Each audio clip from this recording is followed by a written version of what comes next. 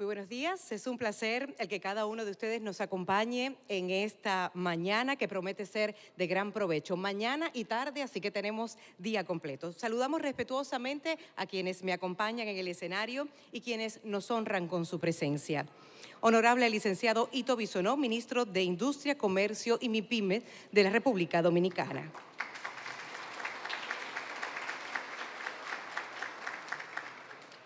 El honorable doctor Franklin García Fermín, ministro de Educación Superior, Ciencia y Tecnología de la República Dominicana. El doctor José Alejandro Aybar Martín, canciller de UNICARIBE. El ingeniero David G. Arellano, director general para Latinoamérica de Keysight Technologies. Y es un privilegio contar con la presencia en nuestro país y de manera particular en este auditorio de nuestro invitado especial, el ingeniero Paul Hoffman, presidente de Sapient Focus. Bienvenido, señor Hoffman, a República Dominicana y a la Universidad del Caribe. Resaltamos la presencia del honorable ministro de la Juventud, el señor Félix García, también del viceministro de Zonas Francas y Regímenes Especiales del Ministerio de Industria, Comercio y Mipymes, el señor Johannes Kellner, a la señora Marie Laire Aristi, viceministra de Políticas de Empleo del Ministerio de Trabajo, así como a los magníficos rectores que nos honran, nos privilegian en esta mañana con su presencia. En nombre del Ministerio de Industria, Comercio y Mipymes, les doy a todos la más cálida bienvenida al programa de formación, introducción a los semiconductores, integración, empaque y ensamblaje. Un encuentro de capacitación que tiene como objetivo incentivar e impulsar la formación profesional, técnica y operativa relacionada a la industria de los semiconductores, respondiendo al decreto 324-24 que en junio de este año dictara el presidente Luis Abinader y que en su artículo número 324-24 reza así.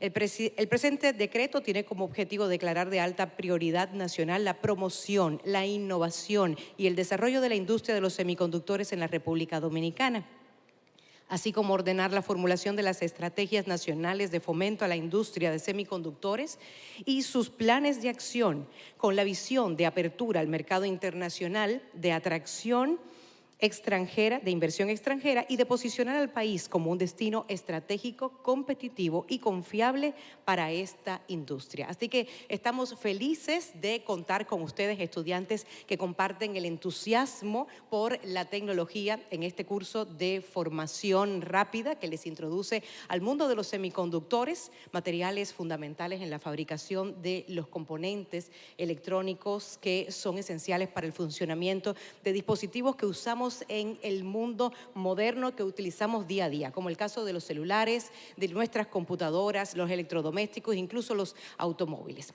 Este programa de formación se desarrollará en este auditorio del Banco BDI de la Universidad del Caribe y por eso invitamos para las palabras de bienvenida a su canciller, el doctor José Alejandro Aybar.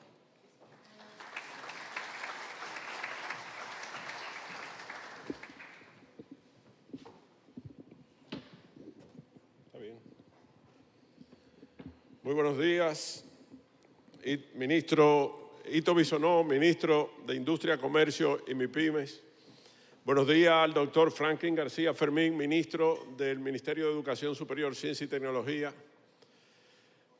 A la doctora Marie Laire Aristi, viceministra de Trabajo, quien representa al ministro Luis Miguel de Camps, ministro de Trabajo. A nuestro invitado, instructor del día de hoy, Paul Hoffman, presidente de Sapient Focus, al ingeniero David G. Arellano, director general para América Latina de Keysight Technologies, José Gior Ariza, a Johannes Kellner, viceministro de Industria, Comercio y Mipymes, a los estudiantes de todas las IES que nos acompañan hoy, un aplauso para ustedes por aceptar este llamado, a que se unan a este importante evento, que será un antes y un después en el inicio de la formación de los semiconductores en la República Dominicana. a los rectores, don Franklin Holguín H. de UNAPEC, José Ramón Holguín de ITSC, a Rafael Félix del ITLA, a Huáscar Fría de UTESA, a Radamés Silverio, vicerrector de la UAS, demás vicerrectores, a Ricardo Winter, rector de UPIT, a todos los viceministros que nos acompañan, a demás autoridades académicas, invitados especiales, buenos días a todos. En una visita al ministro Ito Bisonó para informarle sobre la apertura con doble titulación UNICARIBE TEC de Monterrey de la maestría de inteligencia artificial, surgió el tema de los semiconductores y la gran oportunidad que representaba para el país y del interés del presidente Luis Abinader en encontrar nuevas alternativas para mejorar la economía de los dominicanos. Aprovechando la propuesta del nearshoring, entendimos la importancia que representa esto para la República Dominicana. El empeño de nuestro presidente Abinader y del ministro Bisonó ha sido fundamental en este proceso, culminando con el decreto del que hacía referencia Laura, el 324-24, que declara de alta prioridad nacional la promoción, innovación y desarrollo de la industria de semiconductores en nuestro país. Este decreto invita a todos los sectores, público, privado y académico, a unirse en un esfuerzo conjunto para posicionar la República Dominicana como un destino estratégico y competitivo en el mercado global de semiconductores.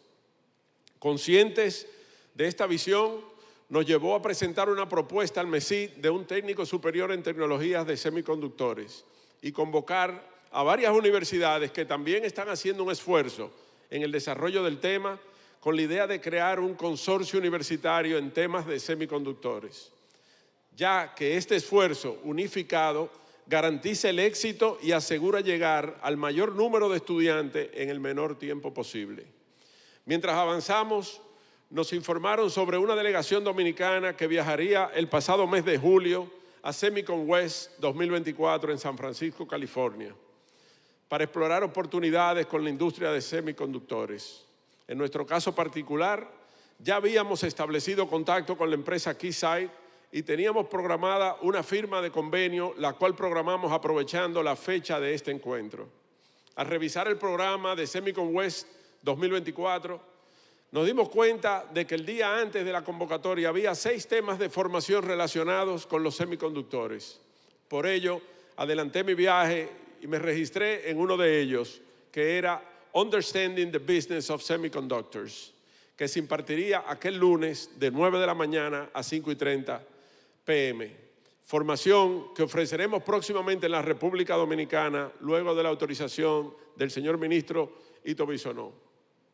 Pero habían 2 temas que nos interesaban, el que tomé y otro sobre ensamblaje y empaque que se estaba llevando a cabo en un salón adyacente.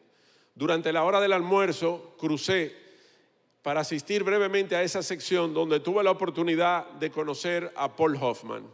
Le expliqué del interés de esta formación específica sobre integración, empaque y ensamblaje, vital para nuestra iniciativa y que sería útil realizar esta formación en la República Dominicana para que personas pudieran beneficiarse de estos conocimientos. Le pregunté a Paul si pudiera venir y hoy está aquí con nosotros, compartiendo su vasta experiencia con el tema de hoy.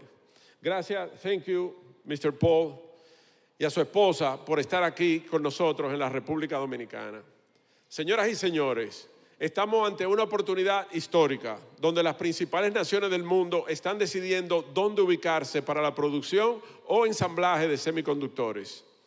Nuestro reto ahora es motivar a miles de dominicanos a enfocarse en esta industria, no con la tradicional idea de mano de obra barata, sino para atraer inversiones que ofrezcan salarios justos y competitivos, elevando así el nivel de vida de los dominicanos, tal como es la aspiración del señor presidente de la República, Luis Abinader. Agradecemos sinceramente la presencia de varios rectores, así como representantes de varias instituciones de educación superior aliadas al tema de los semiconductores y su compromiso con esta gran iniciativa. Nos referimos a UNAPEC, a UTESA, al ITLA, a la UAS, a UNADE, a OIM, al ITSC, a UPIT, a UNADE, a la UCE, a INTEC, a la Pucamaima y a UNICARIBE, y otros que se integrarán en los próximos días. Así como nuestro agradecimiento a representantes del sector empresarial y de zonas francas de las diferentes localidades del país que nos acompañan hoy. Muchas gracias por estar aquí.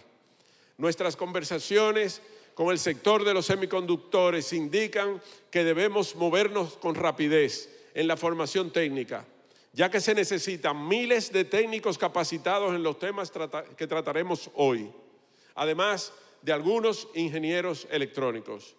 Estamos comprometidos con esta causa, trabajando junto a aliados como Keysight Technologies de California, como PC Precision Engineer de la zona franca de Santiago, para formar a nuestros ciudadanos y hacerlos competitivos tanto en el mercado nacional como internacional. Esperamos con ansia la visita de Satish Dhanasekaran, CEO de Keysight Technology, en la República Dominicana en el mes de octubre, lo que nos acerca a la posibilidad de establecer una presencia firme de una empresa líder en tecnología en nuestro país. Finalmente, quiero dirigirme a todos los estudiantes que hoy nos acompañan. Ustedes que representan el futuro del país y de esta iniciativa, tienen la oportunidad de apostar por el futuro de la República Dominicana.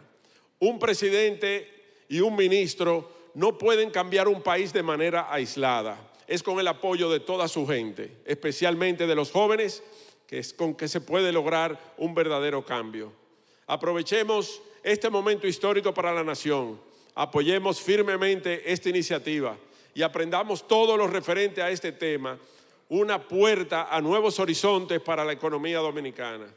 Promuevan la formación de semiconductores en todos los niveles y junto a la academia, hagamos posible que la República Dominicana en los próximos 2 años, con al menos 10.000 dominicanos capacitados, que puedan garantizar la confianza de las empresas del sector en invertir en nuestro país.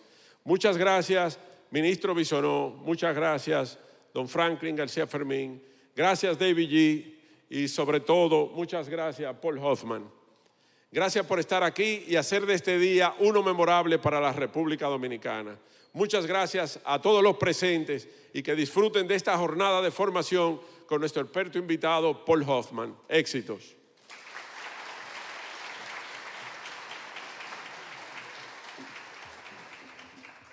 Entusiastas las palabras del canciller de la Universidad del Caribe, José Alejandro Aybar Martín. Y bueno, los semiconductores son la base de casi toda la tecnología moderna, desempeñando un papel crucial en todo lo que es la economía global. Pero ¿quién mejor para abundar sobre este tema que el ingeniero David G. Arellano, director general para Latinoamérica de Keysight Technologies, a quien le damos la bienvenida?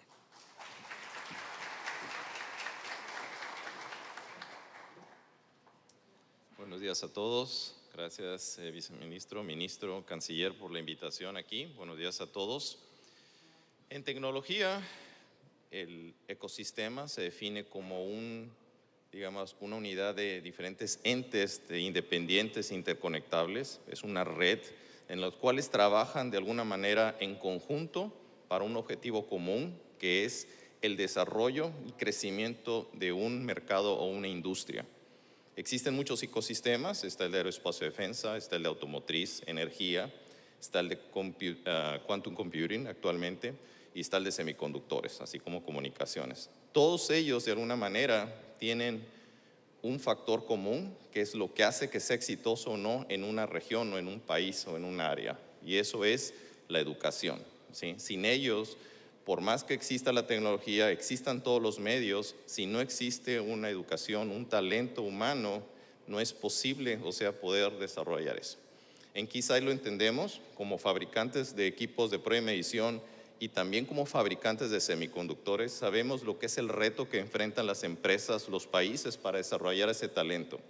Y es por eso que hace 1 mes y medio, cuando firmamos ese acuerdo de vinculación, nuestro objetivo es ayudar a la República Dominicana a través de las diferentes universidades en desarrollar ese talento que pueda de alguna forma ayudar a impulsar este proyecto, y va a ser un reto que todos vamos a tener que trabajar en conjunto.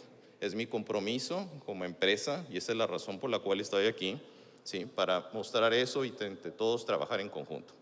Entonces, nuevamente les agradezco mucho su tiempo ¿sí? Y espero que esta presentación sea exitosa para todos y tengan mi compromiso como empresa.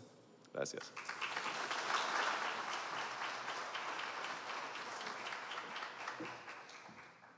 Muchas gracias al ingeniero David G. Arellano.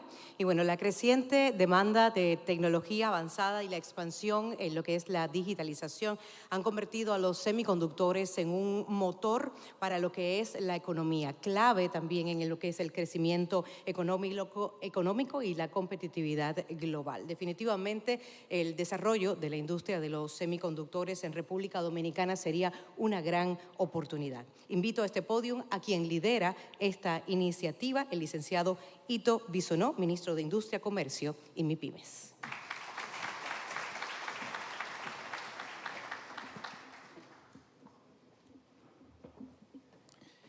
Muy buenos días a mi amigo José Alejandro Aybar, canciller de UNICARIBE. Quiero aprovechar para felicitarlo además por su iniciativa y todas sus energías que ha concentrado en este tema. Ministro Franklin García Fermín, señor Paul Hoffman, presidente de Sapien Focus, David, muchas gracias por el apoyo y espero que lo veamos pronto, nueva vez aquí, ¿verdad? En octubre, acompañando al CEO de la compañía. Y después en las instalaciones, que vengan aquí, viceministros, rectores, directores, estudiantes, amigos, amigas que nos acompañan el día de hoy. Es un honor y un privilegio como ministro de Industria, Comercio y Mipymes dirigirme a ustedes hoy en la inauguración de este trascendental programa de formación, el cual se titula Introducción a Semiconductores, Integración, Empaque y Ensamblaje.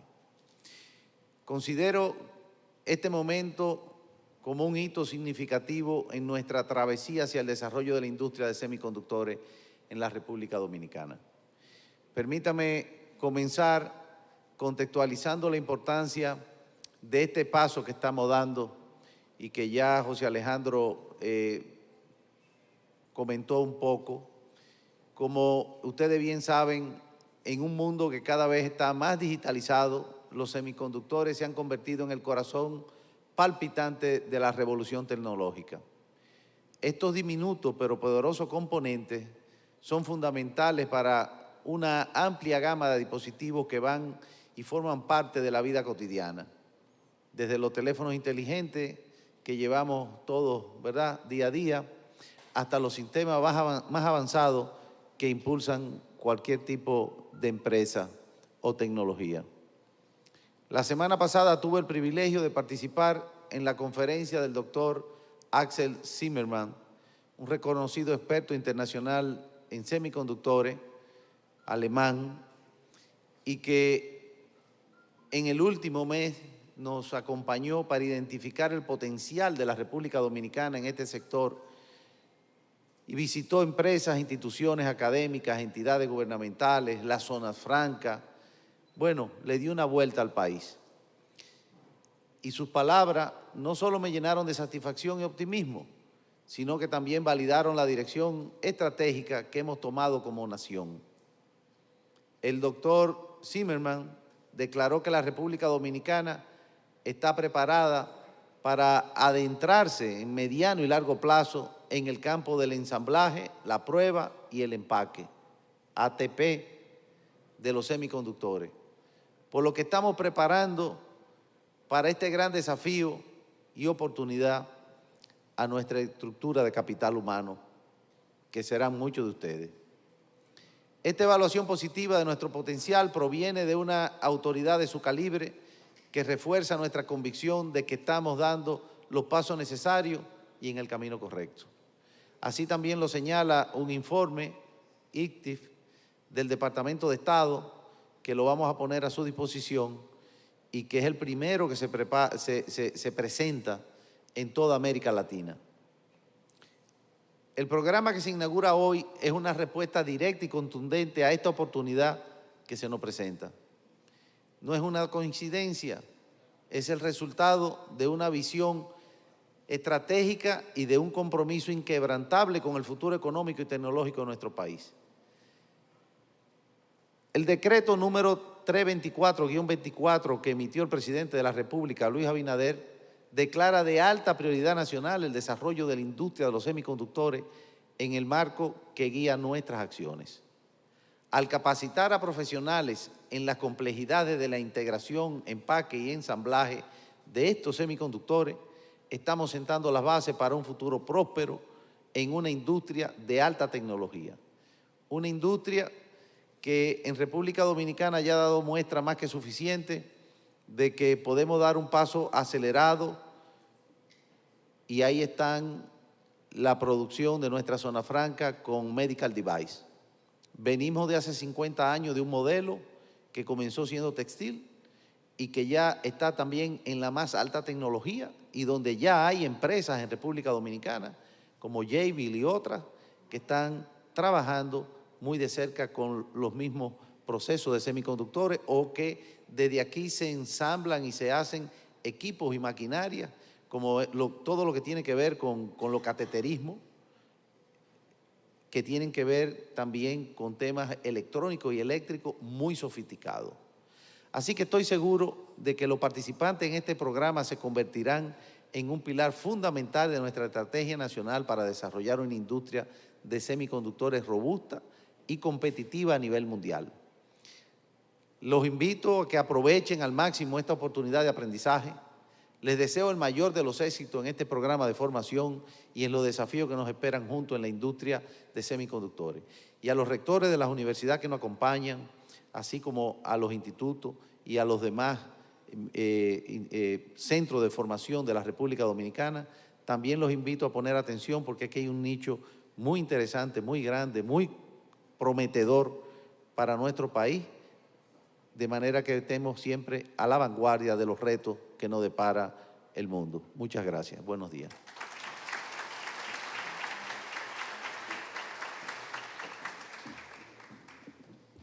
Gracias a nuestro ministro de Industria, Comercio y Mipymes por estas palabras. Y bueno, pues ha llegado la hora de pasar al plato principal de este día, y queremos informarles que la capacitación será dada en el idioma inglés. Así que para todos aquellos que así lo necesiten, tenemos unos radios de traducción que se encuentran en la mesa que está a su derecha, al extremo derecho. Pueden ir a tomarlos en este momento, pues ya estaremos entonces pasando a la parte principal. Agradecemos a todos nuestros invitados de honor, a aquellos que han formado parte de este escenario en el evento de inauguración de esta formación y capacitación, Introducción a Semiconductores, Integración, Empaque y Ensamblaje. Y al señor Hoffman que se nos quede aquí un momentito, porque en lo que bajan los señores, a quienes por supuesto si su agenda se lo permite, les invitamos a que permanezcan con nosotros, porque ha llegado el momento de embarcarnos en un viaje de aprendizaje que nos permitirá comprender mejor estas tecnologías y también descubrir de qué manera pueden ser aplicadas.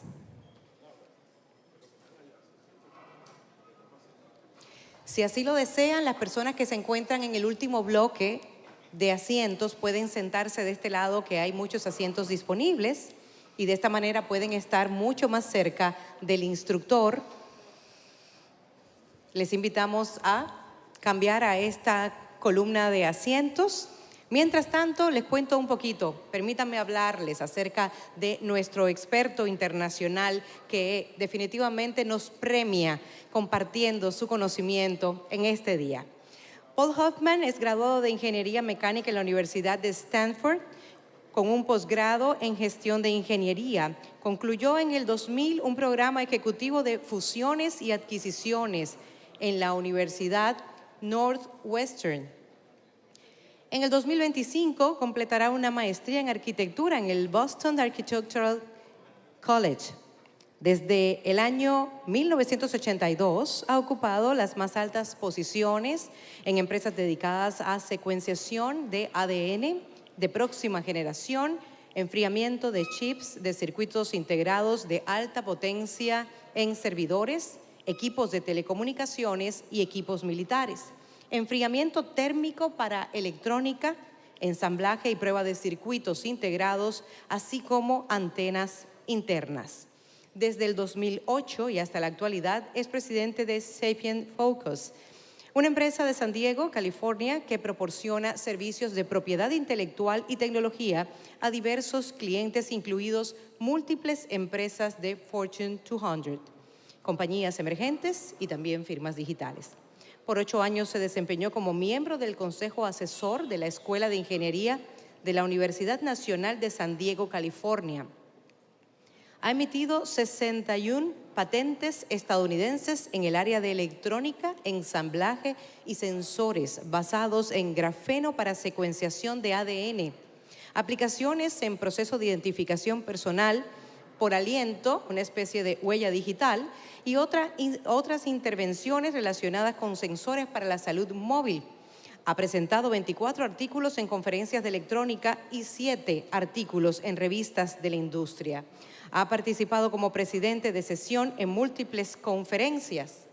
Y esto es un resumen ejecutivo de lo que es su biografía y su currículum. Con ustedes, Paul Hoffman. Disfrútenlo.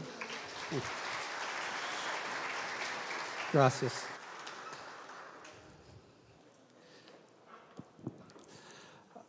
So I'm very happy to be here. Thank you for inviting me, Jose. And for me, I usually give a technical presentation, which you will see is a technical presentation, but this seems to be so much more. And so I'm honored to be here and try and give you some idea of what packaging technology is like. I remember back to my days when I was at Stanford and interviewing companies and deciding what I wanted to do. And I had an interview with IBM, and they showed me a semiconductor chip, and they explained a little bit about it, and it just fascinated me. And so I hope that maybe something you'll find in my presentation today will be that kind of spark that fascinates you and makes you decide that, oh, this is something I want to find out more about and learn more about and maybe turn into a career. So again, thank you for inviting me. So it's, as I said, the course is quite technical. So I don't expect that you'll come away with, deep knowledge, but I hope that you get an appreciation for what packaging is, and as I go through and explain this. And the other thing you may get an appreciation for is, as many of the speakers said, semiconductor technology, and a part of that is the packaging of the semiconductors, is all around us, and it's pervasive. So it's in your laptops that are here, it's in your cell phones that you have, it's in everything. And so to understand more about how these devices work and how they're assembled, to me, is interesting. It's always interesting to understand how things work. So in terms of the course overview, there's kind of two main ways that I think of this and want to present this information. One is, how do you make it? And so we'll talk about that. We'll talk about the chip preparation and substrates and joining operations and encapsulation and many more details. And then there's also about how the device performs and where it might be used and what's important to various classes of devices and different applications. Let me skip. I think they gave a very nice overview of my background, so I appreciate that. But I'm showing here some pictures of some of the types of devices that I've worked on in my career. And so you're already starting to see and getting a flavor for what we mean by packaging, but I'll explain that more in a minute.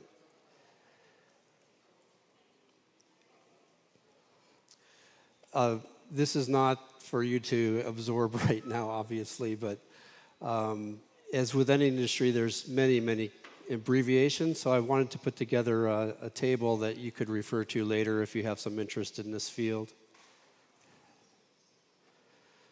So basically, what is chip packaging? I would call it a house to protect the chip or components. And when I say chip, I mean a semiconductor chip.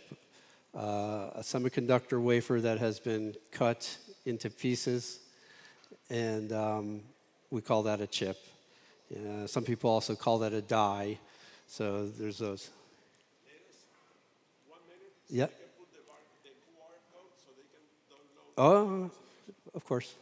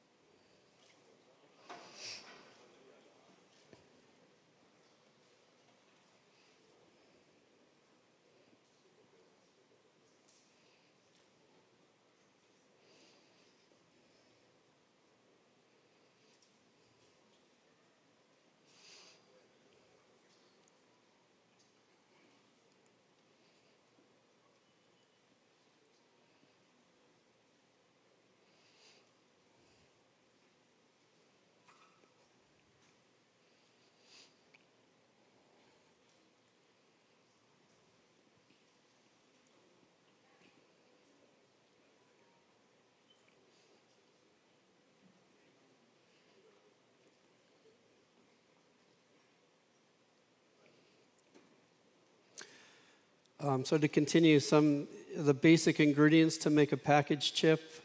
You start with a chip or a component of some kind, but usually we have something called a substrate, and then a means to interconnect that substrate between the chip and that substrate. And then also some way to interconnect from what is now the package to what we call the next level of assembly, which is also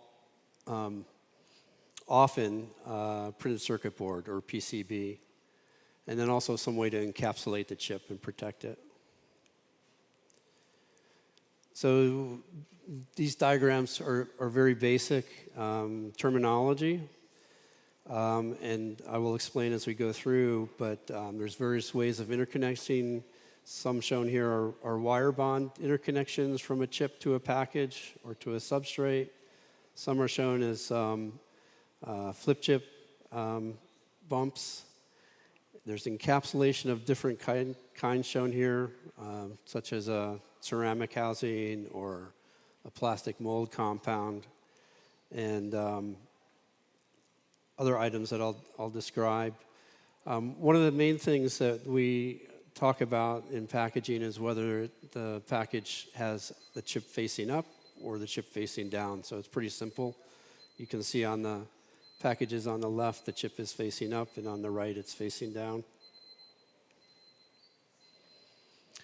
And then we also talk about levels of packaging.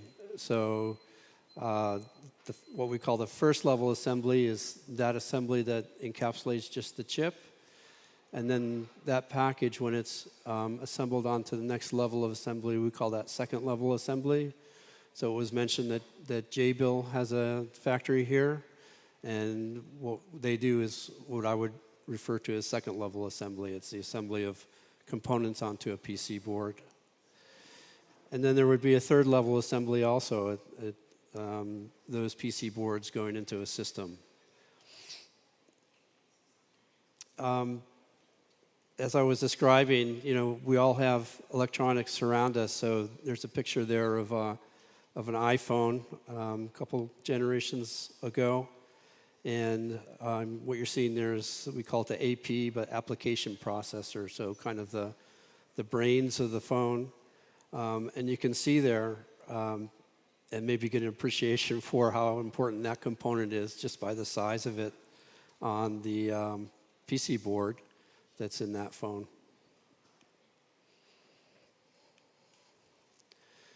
So the purpose of chip packaging, so it protects the chip from the environment, from humidity or corrosive gases, mechanical protection. So if you drop your phone, you don't want the semiconductor to stop working. It interconnects the chip to the second level package while meeting the performance requirements. It provides thermal pass because many chips operate at very high power and give off a lot of heat that has to be extracted from the chip. And it must provide a reliable operation over the required product lifetime. And while it does all those things, it has to meet the physical requirements of the system as well as the cost requirements.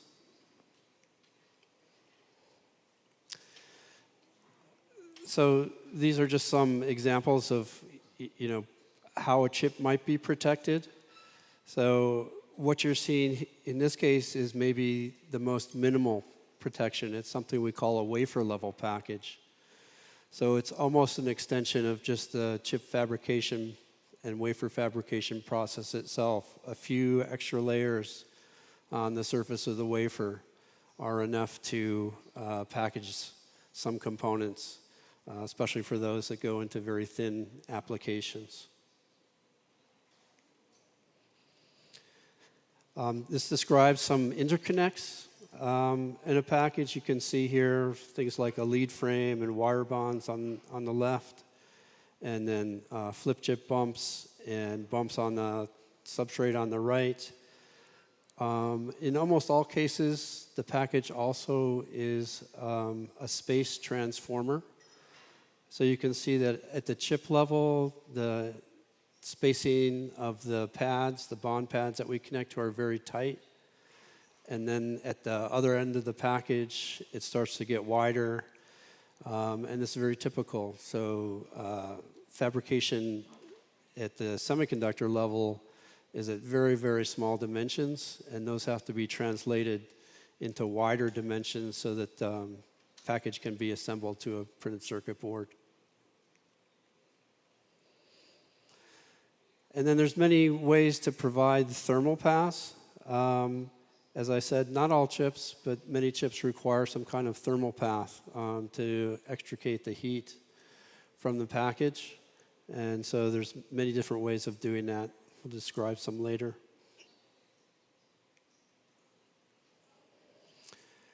And then, as I said, the package has to be reliable over its lifetime. And so I'm just showing here some of the kinds of ways things fail in a package. So you can just get an appreciation maybe. And so a lot of the time, if you're a packaging engineer and you're designing new packages, you spend a lot of time trying to ensure that these kinds of failure modes don't happen. And so it can be quite challenging, in fact.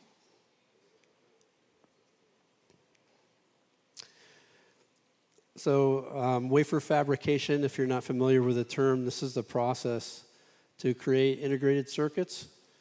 And also the plants that make wafers are also called wafer fabs. And these are huge investments typically. Some of the latest factories are $30 billion US to make one wafer fab. So it's a highly sophisticated endeavor. There are many different kinds of fab processes depending on the device that is to be made, and that includes different semiconductor materials. Silicon is the most common, but there's many others like silicon germanium or gallium arsenide or others. There's also different types of transistors. So transistors are the kind of fundamental switches in the chip that form logic or other circuits. And we're probably most familiar with the term CMOS, but there's others shown here as well.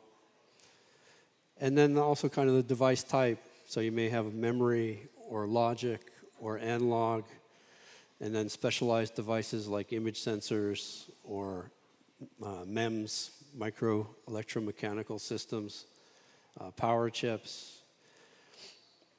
And I'm just showing there some examples of what you would look like if you looked under an electron microscope at some of these devices, and they're all quite different.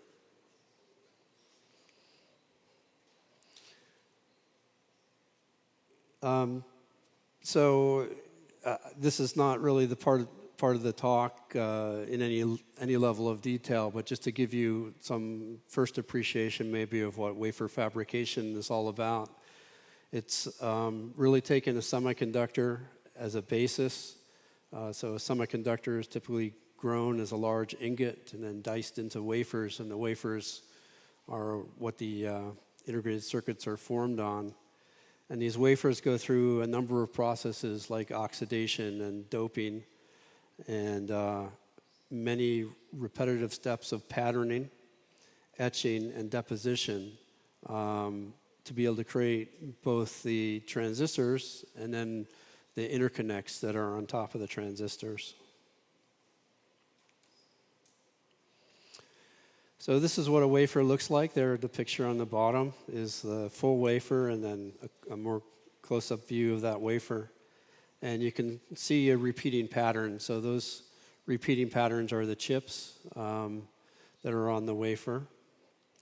And wafers are really the input to the packaging process. So what comes out of the fab goes into the packaging and assembly process. And critical for packaging in terms of the wafer are the interconnects on the wafer. So that's the metal layers that connect to the transistors in the lower levels of the wafer and then come to the exterior part of the wafer so that we can connect to them at the package level. And so I'm showing here some images of what those interconnects look like for some different technologies. So the one on the left has copper interconnects. The one in the middle has aluminum interconnects and tungsten vias. And then the one on the right is kind of showing, again, similar to what I said about packaging, even on the chip, there's kind of this space translation. So you can see at the very bottom, very, very tiny interconnects, and at the top, very large and widely spaced interconnects. So there's this progression even on the chip of going from something very small to something larger that can be dealt with, and at the package, that happens again. So these chips, again, as I said, the fabs are very expensive and the chips are very complex. So for, a processor chip that's state-of-the-art, it may have 15, 17, 20 layers of metal on it and 15 miles of interconnect on one chip, which is kind of astounding, really, to think about. So it's those interconnects that come to the surface in what we call bond pads. And bond pads for packaging people are the critical location for an interconnect. And so that's what we care about most on the chip. There's different ways to arrange those bond pads. There's typically a last layer of dielectric on a chip called a passivation layer. It's really a protective layer. And so that passivation layer can either be to the side of the bond pad or overlap the bond pad a little bit. There can be another final material that we call a stress buffer that might go over that passivation material. So that's what those diagrams are referring to.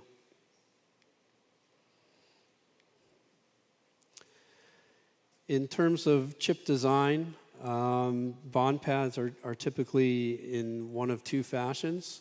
Most often, the chips are designed with I/O cells. So these are specialized circuits that take the signals from the chip and send them out, or there can be receivers that receive from the outside and bring signals into the chip. And associated with those I/O cells are bond pads. And those are typically all arranged around the perimeter of the chip. But in some cases, especially for dynamic RAM memories, the orientation is down the center of the chip. And this has implications for packaging because we have limitations about how far we can reach a wire bond, for example.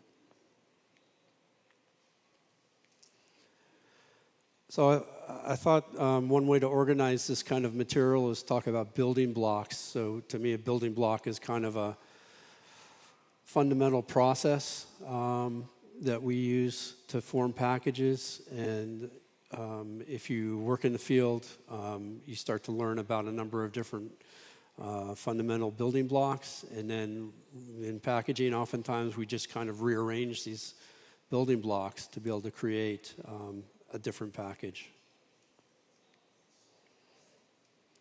So the first building block I'll talk about is wafer thinning. So especially for portable applications, we want the overall package to be thin, which means that we also want the wafer to be thin or the chip to be thin. And so thinning has become quite a standard operation. You know, back when I started packaging, we never thinned chips. There was really no need. Everything was going into a computer that was large size, but now with cell phones especially, everything is thinned. So a 300 millimeter wafer, which is kind of the standard state-of-the-art wafer size, starts at 780 microns thick, but they are often thinned to 30 microns. So almost all the material is removed from the wafer before it goes in the package. And as a reference, copier paper is 100 microns thick. So it's very thin. And you can see there on the picture on the right, when you thin a wafer, even though it's a brittle material, it all of a sudden becomes flexible. And so this wafer thinning process is, I always think it's kind of funny because it seems kind of a very basic technology. You're essentially grinding it with grinding material. There's nothing very exotic about it other than you have to control it very well. Rough grinding and then a fine grinding and if need be some other processes to make sure there's no scratches on the back of the wafer.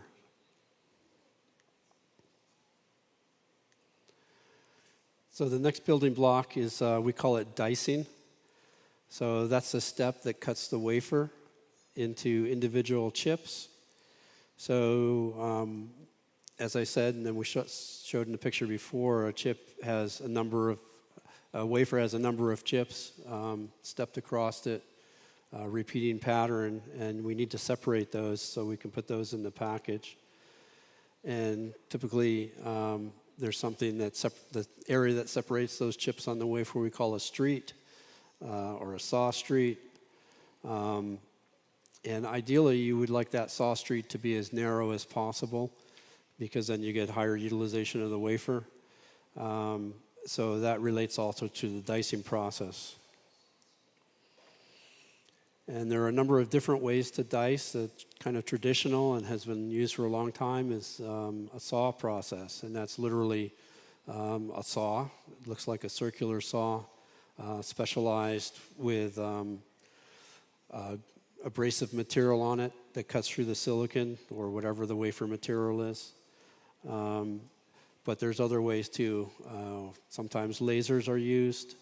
There's something called stealth laser where the laser is focused on the interior of the crystal structure of the wafer and actually dislodges the crystal structure so that it can be easily broken and separated. And then there's plasma dicing. So if you're not familiar with plasma, it's a highly ionized gas. And it is good for etching. It's a typical etching process used in semiconductor fab, but we sometimes use it also in packaging and assembly, especially here in dicing operation. And then this is just some comparison between the different dicing processes. So blade dicing or saw dicing is the most common because it's the least expensive and easiest to implement. But it has some issues in that the sides of the chip sometimes are rough, and that can lead to problems of chipping and cracking. So laser ablation is another method, but leaves a lot of debris on the side of the chip. That can also be a problem. The stealth dicing is quite a nice process. The saw street is very narrow, and the edge quality is very high, but it's a little bit more expensive process. And then plasma dicing, likewise, small saw streets, very nice sides and edges of the wafer or chips when you're done, but the big problem there is you need a mask. If you didn't have a mask, you would etch everything on the wafer. So another key building block is a substrate, and I'm kind of broadening the terminology here to include lead frames, which I'll describe in a minute. But there's many different materials that can be used for substrates, ceramics. Laminate is quite common material. We call it laminate because many layers are laminated together. And it's essentially a PC board technology, but kind of shrunk down in terms of the spacing and line space and width. More recently, there have been silicon interposers being used. And so I'll describe that later, but maybe part of what you'll see through this talk is that there's kind of a blurring of the lines between what is traditionally semiconductor wafer fab technology and what is packaging technology. And so many of the things that an advanced packaging assembly factory does looks a lot like what might be done in a semiconductor fab. And then there's thin film and RDL. RDL stands for redistribution layer, and we'll probably hear me talk about that a number of times. I won't go through all this in detail, but let's say, there's many material properties that are important to the selection of the substrate. They have to do with thermal properties and expansion properties and electrical properties. So depending on what your application is and the type of chip that you want to package, there's a wide range of material that you might consider. So this is what a lead frame looks like. It's a metal piece that started as a solid metal piece that is etched or punched to create a pattern. So you can imagine that this is relatively limited in terms of what you can create because you're starting with full metal and then through a subtractive process, processing it. So you're limited on things like line and space, and it's also all on one layer, but it's also the lowest cost option. So of all the devices that are made today, the vast majority are still using lead frames. And then there's a special, so I mentioned that lead frames can be etched, and we have a process that we call half etching, followed by a full etching. And we can create lead frames with a cross section like on the lower left. And we call this QFN, or quad flat pack, no leads, but essentially there's no leads coming out of the package like a kind of an older lead frame package would have. And so the package is quite smaller, it's thinner when it's mounted on a board, and it's quite good. And this particular package has really taken over in the last 10 or 15 years in terms of lead frame packages, and its use has grown quite a lot.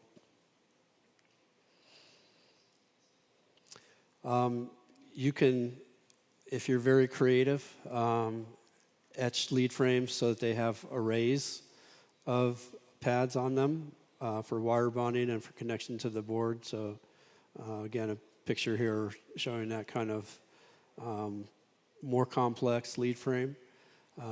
Not very much used because it is a little difficult to use.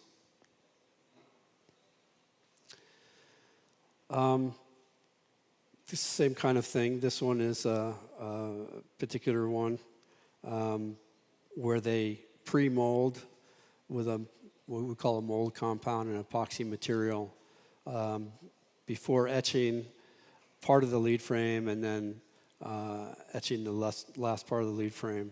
And in that way you can kind of get routing structures that look more like a printed circuit board than a lead frame. Ceramic is a material that is still used today, although not nearly as much as before. So for a long time, Intel would package your microprocessors on ceramic substrates. When I was at IBM, that's all we used was ceramic substrates for the most part. But the industry transitioned, so Intel at some point realized that ceramic was not going to support the type of electrical performance that their microprocessors needed. So they essentially drove the whole industry to bring up laminate substrate capability. And so the world of high-performance packaging now is pretty much uses laminate substrates. But you can still find ceramic substrate packages in some areas. I'm going to skip that one. As I mentioned, IBM, when I was there, used ceramics, and they actually used them up. They were probably the last major company that I know of that transitioned away from ceramics. So even up to 2015, they were still using ceramic substrates for their high-performance processors. In some ways, ceramic is a laminate kind of substrate too, in that it's built up with many layers. So you can see the one on the right there was built up with 103 layers of glass ceramic. So if you're familiar at all with printed circuit board technology, that image on the top looks like a printed circuit board because essentially, as I was saying, it's the same technology as in printed circuit boards. So this is what I would call kind of a standard laminate material. There's nothing very special going on here. You have vias that go through the substrate, and those vias are plated up.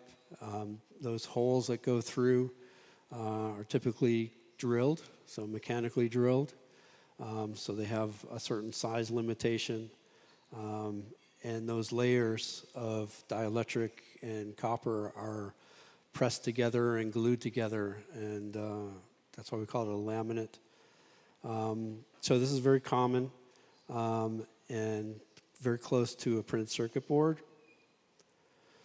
But when the industry just understood that they needed, more routing capability and higher density on the substrate,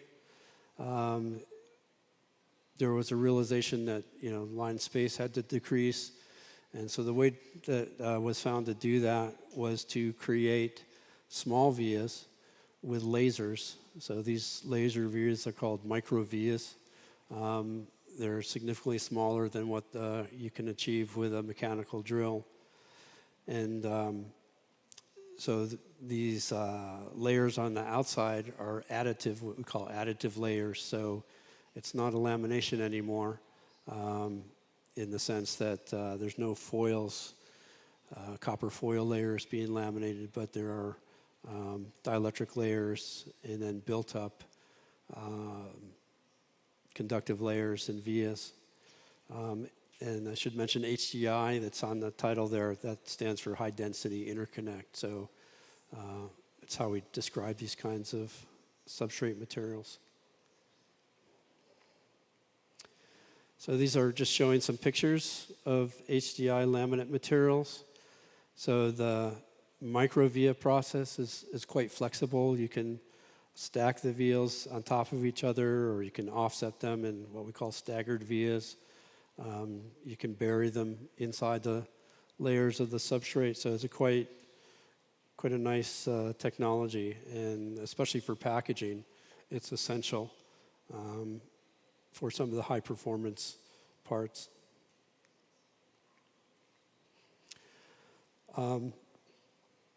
It's a little difficult maybe to see these diagrams, but there are two processes shown here. One is called a semi-additive process, and then the other one's called a modified semi-additive process. But essentially what's going on is you create a via with a laser, and then you condition that via, and then you put a very thin layer of conductive material that can be used as a plating bus, and then you electroplate copper into the via and above the via, and that forms both the via and the interconnect trace at the same time. And we'll see this similar kind of process come up later, but this kind of what we refer to as a build-up process is a really essential building block that's used, well, it's used in wafer fab, but it's also used in substrates and packaging interconnect technology. More detail here on these processes. So the substrate, especially for a high-performance, highly advanced package, makes up about 50 or 60% of the cost of the package. So it's kind of a critical piece of technology, but also critical to find the right suppliers that can give you the substrate that you want. And there's not a whole lot of substrate suppliers in the world. But you can see also in the images on the right, the kind of greenish layers, those are individual slices of a substrate. So these layers are very complex. They can have large numbers of vias in them, and I'm talking like thousands of vias. And yeah, for complex and advanced packaging, you know, we'll sometimes have substrates that have 15 or 20 layers in them. So this is just images of a typical kind of substrate. This one's for a microprocessor. One thing I should point out is that in the HDI, that interior part that's formed with kind of standard PCB technology is called the core, and then the build-up layers are on the outside. And so you can kind of see there that size difference between the vias of that via in the core versus the micro vias on the top there.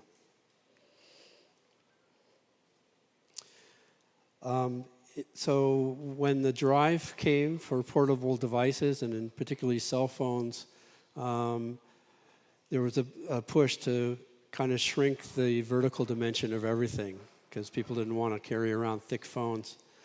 And so essentially everything in the system had to shrink vertically, including the substrate materials.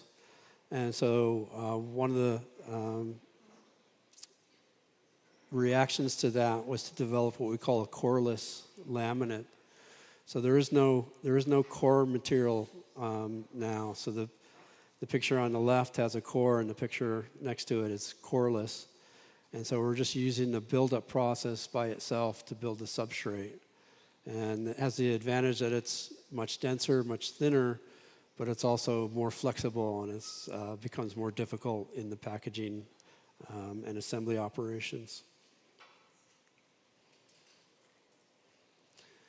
So critical and similar to the chip, where we had bond pads on the chip, we have pads on the substrate too, where the chip is going to connect, or its interconnect is going to connect to.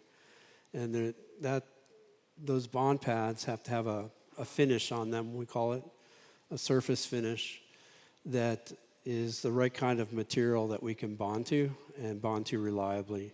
And so I'm listing there a lot of different surface finishes, but suffice it to say that it's a critical part of the interconnect.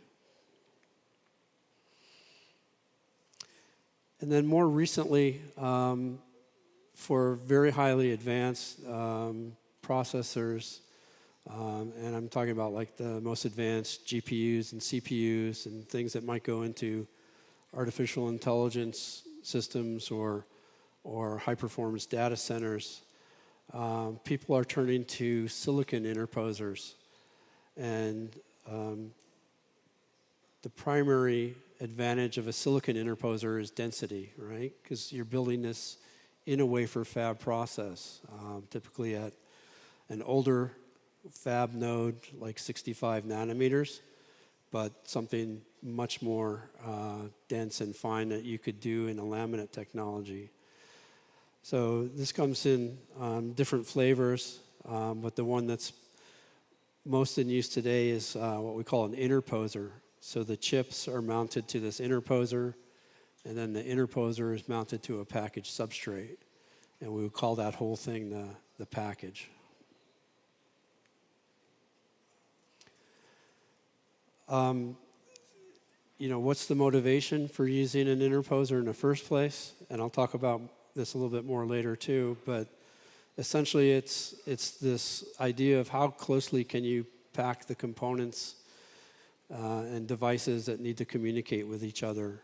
And so the closer you can get them together, the faster speed that you have of communication, the overall higher performance of the overall device will be. The big downside to, well, there's two big downsides to silicon interposers. One is that they're very expensive, and the other is that there's not a whole lot of suppliers. So essentially you're limited to going to the fabs for these, and the fabs don't generally want to make these because they can make more money on an integrated circuit wafer than making an interposer. So silicon is the material of choice for interposers. The interconnect is a damascene copper. So it's a copper that's inlaid into etched trenches in the dielectric layer. And the other significant feature is that it has what we call a through silicon via, or a 2ESV. So this is a specialized kind of, we call it deep reactive ion etching, or dry process, sometimes called the Bosch process because it was developed by a company named Bosch, that cuts all the way through the silicon wafer from the front side to the back side. So this was the maybe one of the first commercial products that came out. I think this came out in about 2010, 2011, I guess it's listed there. And it kind of shows you this concept where the chip is sitting on this interposer, and the interposer is sitting on the substrate. And again, it's this kind of what I described before, this requirement to go from very fine pitch to wider and wider pitch, and we're doing it twice in the package here. So you're starting with micro bumps on the chip that are at 45 micron pitch, and then on the bottom side of the interposer we're at 210 micron pitch, and then at the bottom side of the package substrate we're at 1,000 micron pitch. So at the same time that the pitch is changing, typically the numbers of interconnects are changing. So you can see on the chip there's 200,000 microbumps. On the interposer there's 20,000 microbumps, and then on the package there's 2,000, we call it BGA or ball grid array balls. So I guess over my career it's been pretty astounding to me to see the numbers and the density increase in interconnects at the packaging level. So when I started out, if we had a chip that had 1,000 interconnects on it, that was pretty dense. And now we're looking at chips that easily have, in this case, 200,000, sometimes 400,000, 500,000 interconnects on them. It's pretty astounding. I'm not sure that you may have ever heard of something called the memory wall, but if you look at that graph, this is kind of talking about the performance increases in processor speed over time versus the performance increases in memory over time. And there's this big gap. The performance of microprocessors has increased substantially at a faster rate than the performance of memory. And so we call this the memory wall, because a processor normally has to reach out to memory for instructions and for data to be able to operate. And so this ultimately also ends up being a packaging problem. How can we try and get the performance of the memory and the communication between the processor and the memory to perform as best as possible? So one way to do that is to take the memory off the printed circuit board and put it on the package itself. And I'm showing there one package that we did, and this is going back 20 years when I was at Amcor and we were working with Cisco, and they were trying to address this problem. And so what we did is we brought the memory onto the package substrate itself as a way to address this problem. And it's the same thing that's being done today. But in this case, in the lower right, that's a GPU processor with the memory brought right onto, in this case, a silicon interposer, so that it's as close as possible. And those connection lines are as short as possible from the memory to the processor.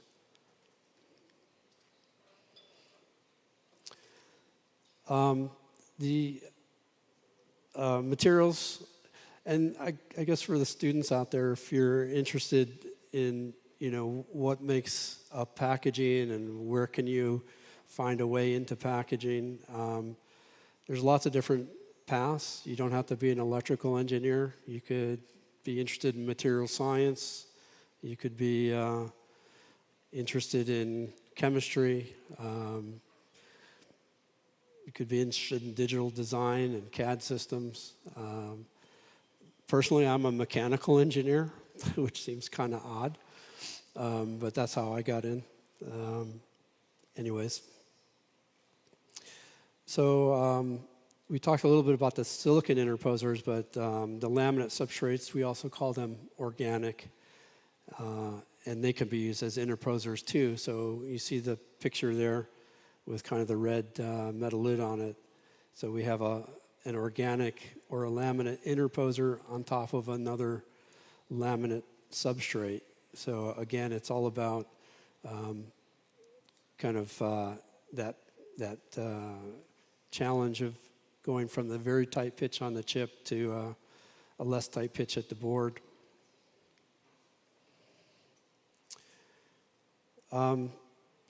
So I mentioned before RDL, or redistribution layer. So a redistribution layer is kind of built in a fab kind of technology. It's a material that's applied, dielectric material applied at the wafer level, and interconnects that are applied at the wafer level, but at sizes and pitches that are not nearly as tight as a typical wafer interconnect. And so we kind of use this also as a way to translate from the chip scale to the package scale. The nice thing about it is it's very flexible, and also it can be done at the wafer level. It means that it can be done all at once on many different chips.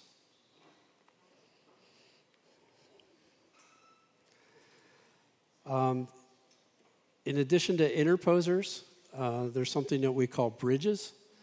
So within a laminate substrate, we might put a little piece typically of silicon, and you can think of it as a little silicon interposer, but we call it a bridge because it doesn't extend all the way across the substrate. And it essentially forms a bridge between two chips that are packaged above. So in the sorry.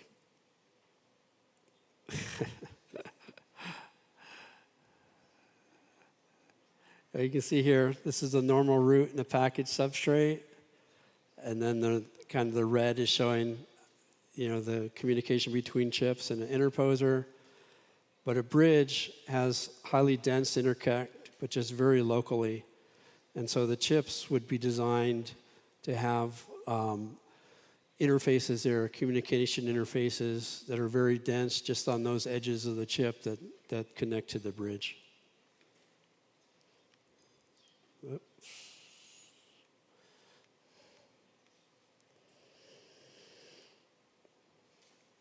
That's not it.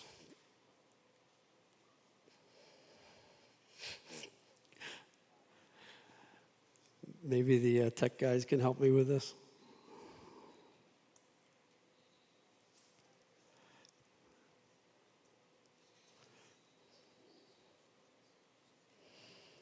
Okay. Nope.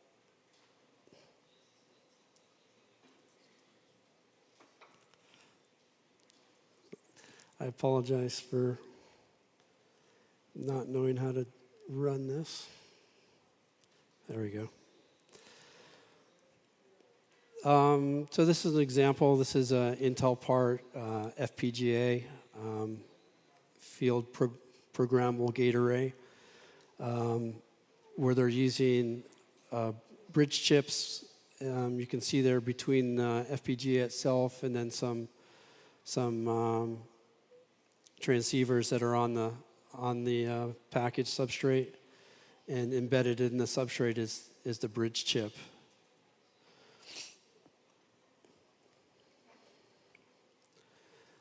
And this is the same part.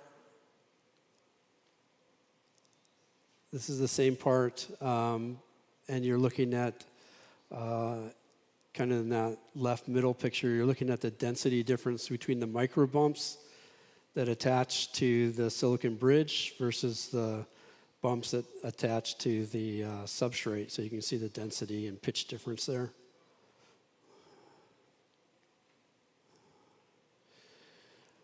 The bridges or interposers can be active or passive, and by that I mean that what we've looked at so far are called passive.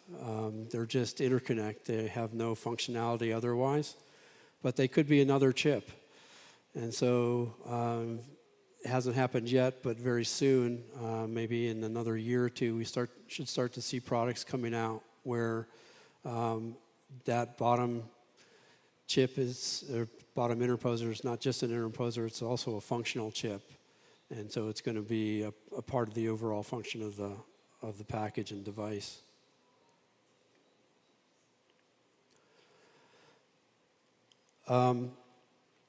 So when I talk about RDL, I'm talking about a kind of technology we call thin film technology. And thin film is just generally some kind of film that's less than 25 microns thick.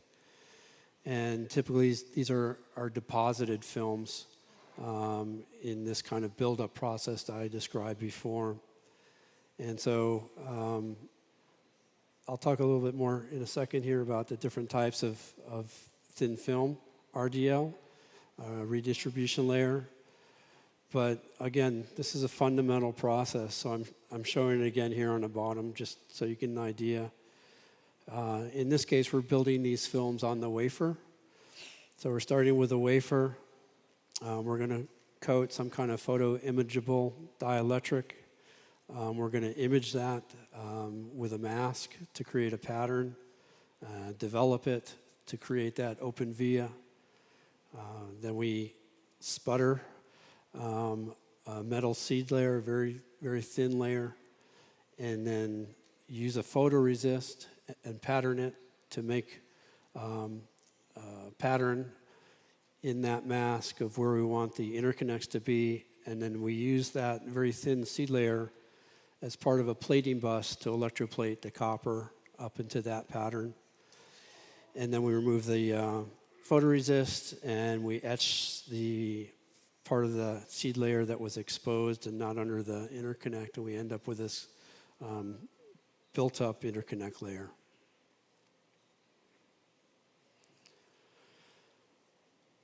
And if we do that, we can do that at the wafer level, or we can do that over a mold compound or epoxy mold compound. You'll see I put EMC sometimes here for epoxy mold compound. So in some cases, we dice the wafer into chips, but then we kind of make a new wafer using mold compound, but the chips are separated in case we need more room for I/O, and then we can build this thin film RDL layer, not only over the chip, but over the mold compound also. And when we do that, we call it a fan-out chip because we're fanning the interconnect outside the edges of the chip. And these can be built up in multiple layers. You can kind of continue this process essentially as many times as you want.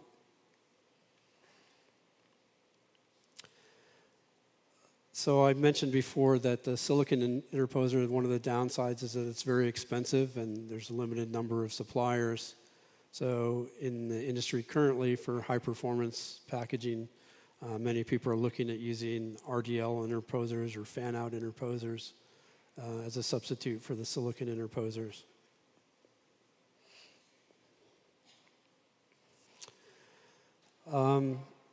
So again, just to summarize and again think about some of the key concepts here. So the purpose for an interposer or bridge to begin with is to be able to get very short communication between devices. Sometimes that's to address the memory wall. Sometimes it's just for logic chip to logic chip communication. And we can do that in a number of ways, through a silicon interposer, through a bridge, or through an RDL interposer, etc.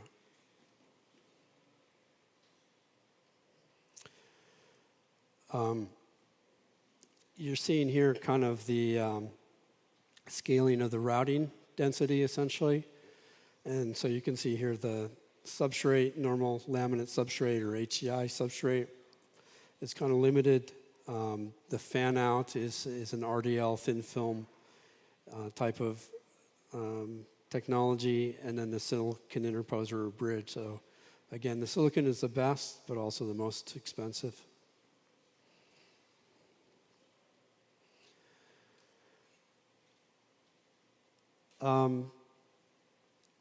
I guess I'm in the first sentence there. I'm talking about something I haven't introduced yet, but something we call SIP, which you may not have heard of. You may have heard of SOC. So SOC means system on chip. So for a long time, the concept was everything in a system, we try and shrink that down and bring it onto the semiconductor chip itself. And so chip sizes became bigger and bigger, 25 millimeters per side, very large, very complex, very expensive. And in contrast to that, there's something we call system in package. And that's the concept that you don't have to do all the integration at the chip level. Sometimes you can do that within the package itself. And that may be a better way to go. And for me, it's in your career, when you look back, because I guess I'm kind of at the end of my career, I look back at things I'm proud of. One of the things I'm proud of is I came up with this terminology, system in package, and it was pretty widely adopted in the industry, so it's made me happy. But down below, you can see kind of this contrast in picture form.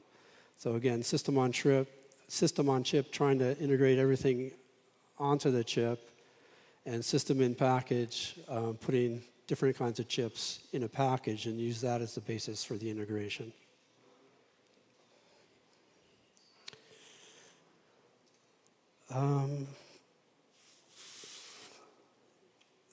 I'm sorry, this chart's probably a little hard for you to read, but essentially what this is saying is that for data centers, which are highly performance-driven applications for packaging, that there's going to be widespread adoption of what we call the 2.5D, so the interposer or 2.5D bridge over time, and then later to 3D, which we haven't talked about yet, but I'll touch on later. So again, for the data center, for performance, that's really what we've been talking about in terms of interposers and bridges. It's a performance-driven application. So this is just, and throughout here, I'll try and put in some examples of different types of devices so you can kind of get a feel for what these things look like in real life. And this is one of those. This is the Apple M1 Ultra. Probably came out 3 years ago, 2-3 years ago. So it's a very high performance engine for personal computers, but actually has very sophisticated packaging in it. So you can see in the upper right that's the whole package. That's the package substrate, and you can see multiple chips there, memory chips, the processor. There's actually 2 processor chips side by side. And then in the cross section down below, you can see that there's a silicon bridge there that is used to interconnect those 2 processors so that they could talk to each other at very high speeds. The other thing that you can see in this picture is there's something called a heat spreader. So that thick copper lid that's on the package is there to help get the heat out from these chips when they're performing. And kind of just more pictures of the same part. This is still the M1 Ultra.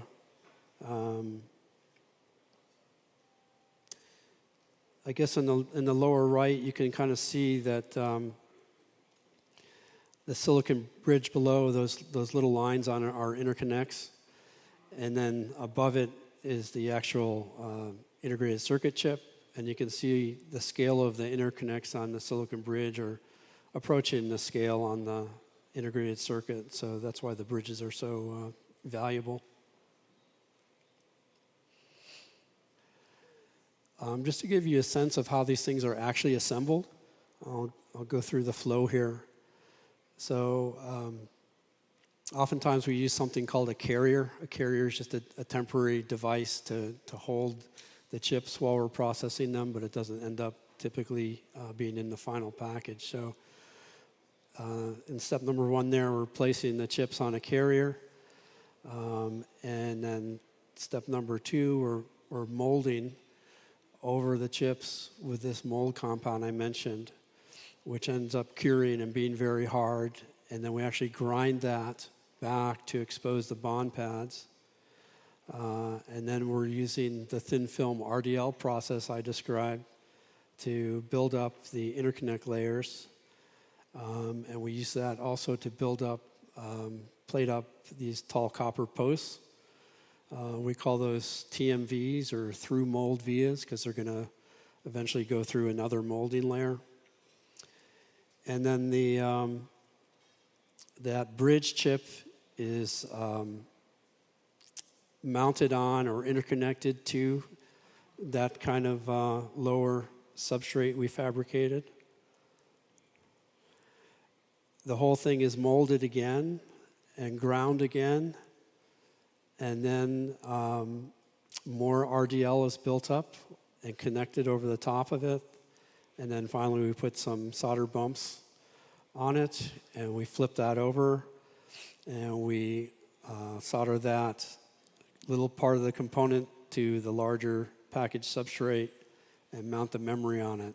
And then we add, we call it a stiffener on the outside to help keep everything planar, and a heat spreader, and put package bumps on, so larger size solder balls, and then that finally would be attached to the system board. So there's these kind of many process steps sometimes to make these complex parts. It gets to be, quite exacting how you do these processes. A lot of process control.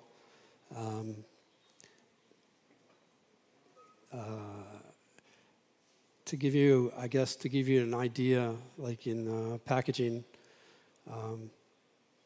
factories where I worked, if you weren't hitting 99.9% yield on your product, so yield meaning, how many good parts, you put in 100 good parts, how many 100 starting parts, how many good parts come out. If you weren't at 99.9%, your process was out of control. So very, very high expectations and very lot of effort to make sure that everything is done right at every step.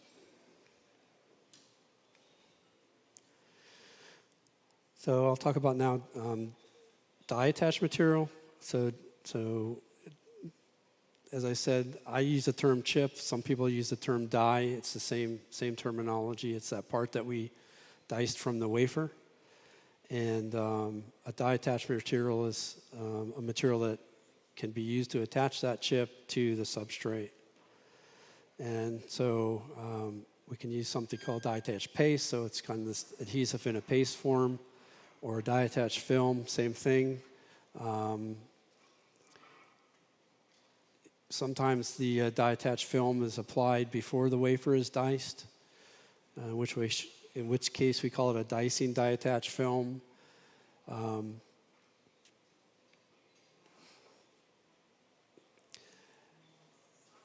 Over time, people in packaging have tried to, densify the packages and the chips in the packages. So one of the ways to do that is to stack chips.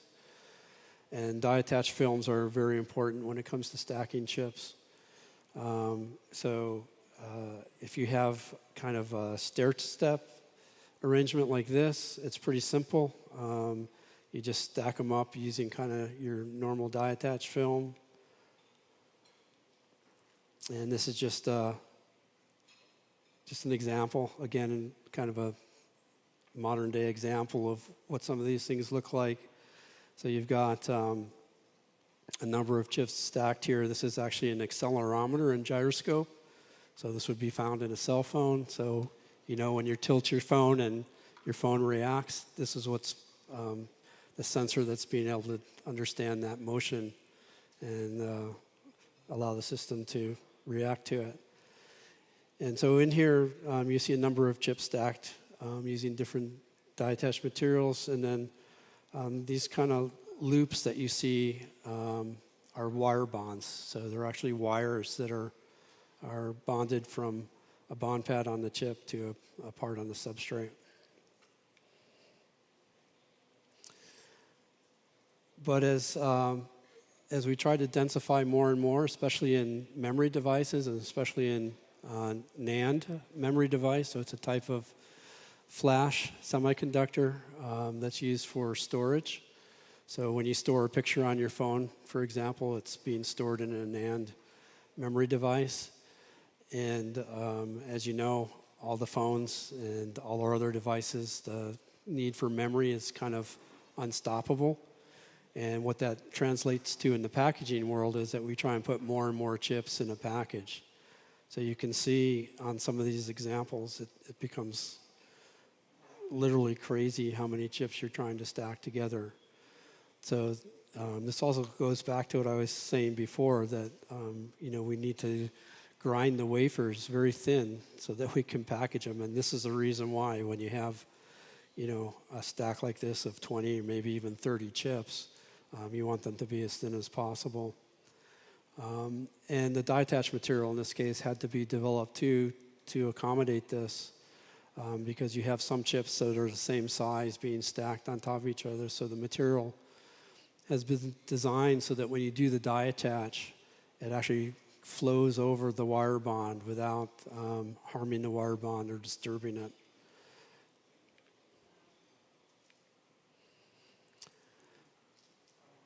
Okay. So there's a number of different kinds of chip interconnection methods. I think if you would talk to most people in my industry and you said, what's a chip interconnect method? They would say it's wire bond, or it's something we call tab bond, or it's flip chip. But I like to expand the definition because when you actually look at how we make packages, we use more than those three types. So sometimes we use the printed wiring board microvia. Sometimes we use the thin film and build up RDL.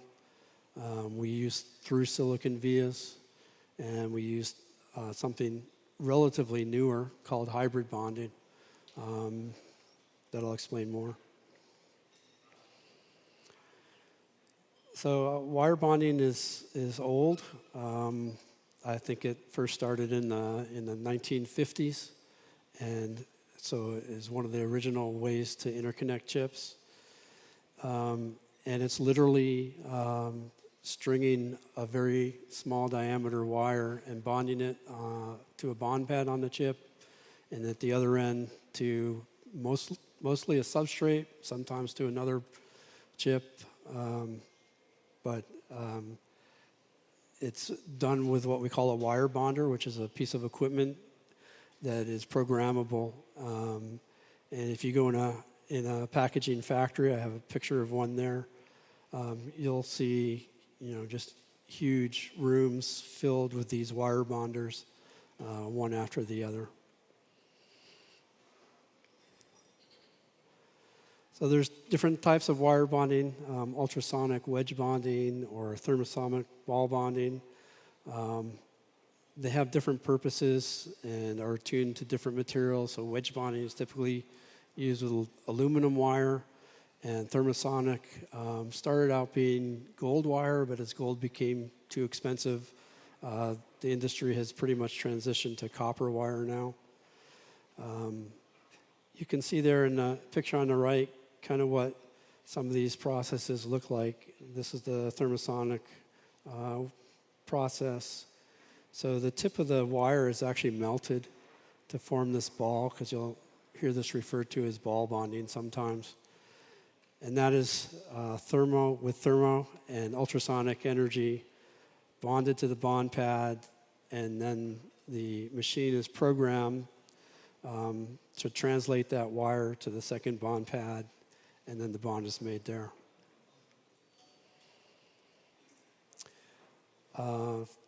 So again, different types of materials are used for different applications, but copper has now become the most prevalent because of cost, versus gold used to be used most widely. And then, as I said, wedge bonding is mainly for aluminum and mainly for high power applications. So wire for wedge bonding tends to be much thicker in diameter. We call it heavy wire or heavy wire bonding. And you can see maybe the difference here on some of these. And in fact, for high power devices that have to carry a lot of current, sometimes, even the wire, aluminum wire, isn't enough. So it's developed into ribbons. So kind of flat rectangular pieces, and then even wider rectangular pieces, and then more recently putting in the package something we call clips that aren't wire bonded per se, they're solder connections, but they're able to carry a lot of current.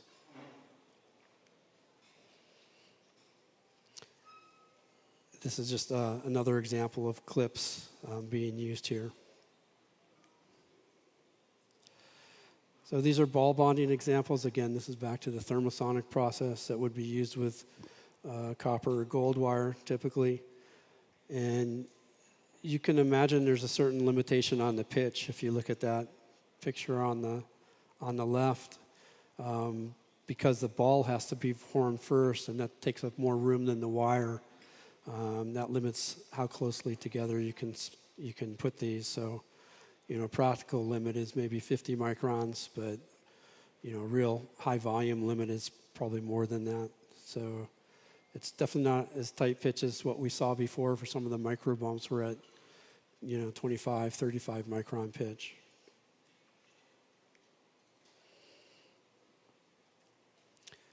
When we talk about stacking chips and the desire to keep the overall stack very thin, that becomes a problem with wire bonding, because the wire bonding typically the loop comes up before it goes down.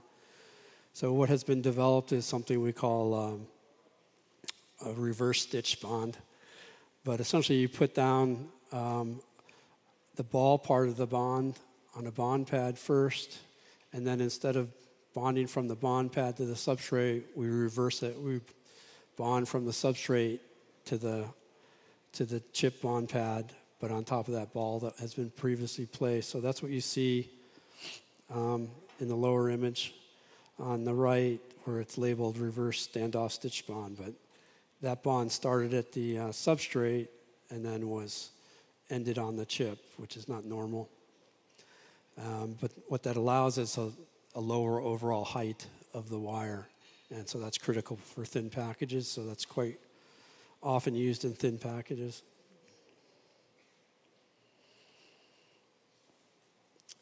And then oftentimes in memory, especially in NAND, as I was saying, you also have chip-to-chip bonds. So you can see there in some of these images that we're not only bonding from the chip to the substrate, but from chip to chip.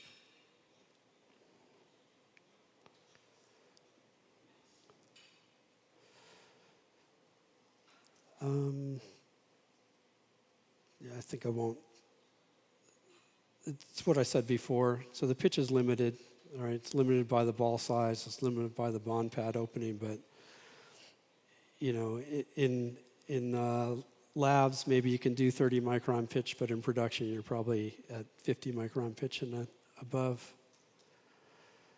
I thought this part was interesting because it's demonstrating both types of wire bonds in one package. So this is a power device with a controller in the same package. So the controller has higher I/O and less current. So we use thermosonic bonding here, and then the power has the aluminum heavy wire bonds.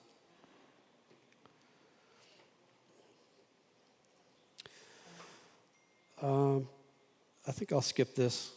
This would be maybe for more advanced discussion, but it's kind of, when I look at this, I can see maybe a whole lot of things that are wrong with this assembly. And probably like anything, you know, over a long period of time working in a profession, you become very attuned to all the intricacies. I'm not going to spend a lot of time on tab. You will hear people refer to it as one of the interconnects in packaging, and it is true. It was actually also one of the original interconnects that was developed, but it has not really, you know, back in the 90s, I would say, people thought it might take over as a major interconnect scheme, but it never did. It's still in use today in some limited applications. So if you have an HP printer, I'm sure you have tab in it. So it's used to connect in essentially what's almost like a flex circuit film, or what we call a tab tape, to the inkjet head in that case. But also the other application that's widely used in is for drivers for displays.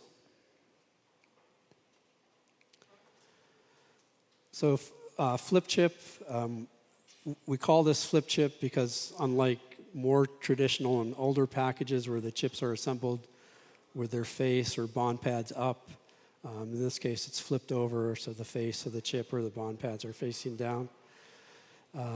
So there's typically what's shown here and some of the terminology I'll describe. There's typically a bump on the chip that's going to connect to the substrate. There's often what we call an underfill material, and that material actually was one of the things that allowed flip chips to become into widespread use. So prior to the use of underfill, if the chips got too large, if the chip was on a laminate substrate, there's a differential expansion when temperature changes between the chip and the substrate would put a lot of stress on the bumps and cause bump failures. They would crack. And somebody tried and found out that underfill would reduce this cracking significantly. And so that allowed kind of the widespread use of flip chip. I guess on the right side, going from the chip downwards, you know, we have a bond pad, typically passivation layer, maybe a stress buffer layer. And then we have something we call UBM, or under bump metallurgy. So it's something like a pad finish that I talked about before that might be on a substrate, but this is on the chip level. And then there's a bump of some kind, typically a solder joint. And then on the substrate side, a pad finish and a pad and the substrate dielectric.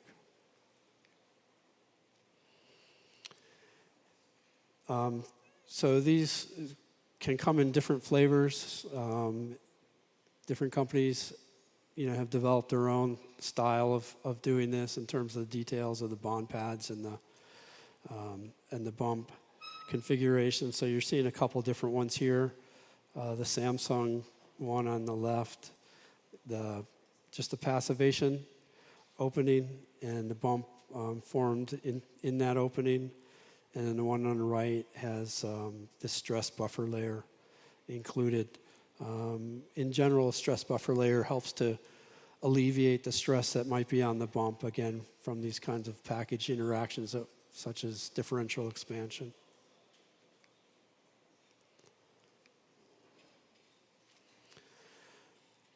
So it turns out the UBM is quite important, and it kind of, it has a lot of different requirements on it. That UBM has to adhere well. It has to provide a barrier. You don't want certain metals to diffuse into the silicon device. For plated up bunts, it provides a plating bus. Has to obviously have good electrical connection. So there's many different flavors of this that people have tried over time, but pretty much in the industry now, at least for copper bumps, it's resolved into a pretty simple structure of a titanium layer and a copper layer.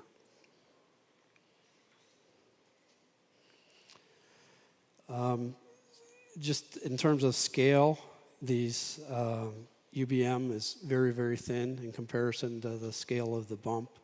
So that's what this illustration is trying to show.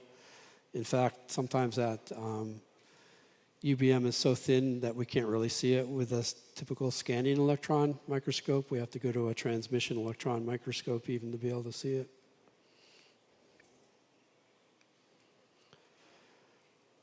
So above the UBM is the bump, and different materials have been used for that over time. Solder has been for a long time one of the common bumping materials. Originally, we used to use something called eutectic solder that melted at 183, but because of the desire to get lead out of electronics, the industry has gone to something called SAC, or tin, silver, copper solder, which has impacted us in the packaging world because the melting temperature is quite a bit higher. It's 220 C, so we had to adjust all our assembly processes when that change took place. Let me skip that one. I'll skip that one. So solder is essentially used quite widely in packaging. It's used for wafer level packages. It's used for flip chip. It's used for something we call CSP, or chip scale packages. It's used for BGA or ball grid arrays. So this is just showing that solder bumps are all over the packaging world, but at different pitches depending on their package application. So this goes way back. This is a little bit of the history of how C4, the industry sometimes call these C4 bumps, and that stands for controlled collapse chip connection, was an IBM terminology. But this was back in the mid-60s, and they actually started out with copper balls that were coated with solder, but then transitioned to all solder balls. And you can see at the lower right there is a package of that era, and rather than packaging a semiconductor device, it's packaging one transistor. So today we have literally 50 billion transistors in some of the advanced processors, and this is just one transistor in that kind of huge package for it. So I'll throw this in there because it's kind of it's humorous to me. So I started at IBM. I started my career at IBM, and this was a report I wrote in 1984. And if you look at the two packages there, they're almost the same. And not much change from 1964 to what we were doing in 1984. And if you can believe it, we were still packaging memory chips with flip chip on a ceramic substrate at that time. It just, I don't know. I threw this in here too. This is just maybe indicative of how far the industry has come, and also relates to the factory that I worked in IBM. So on the left, you see what was 1 bit of memory that went into that system there, the SSEC system. So 1950-ish. And that went from electromechanical kind of, circuit to what we called core memory. So magnetic-based memory, but literally with a ferromagnetic core. And then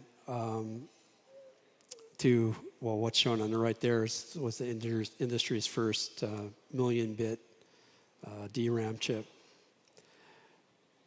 But if you can imagine trying to make a modern computer today with that old technology, you would have huge, huge rooms full of those kind of old wire relays.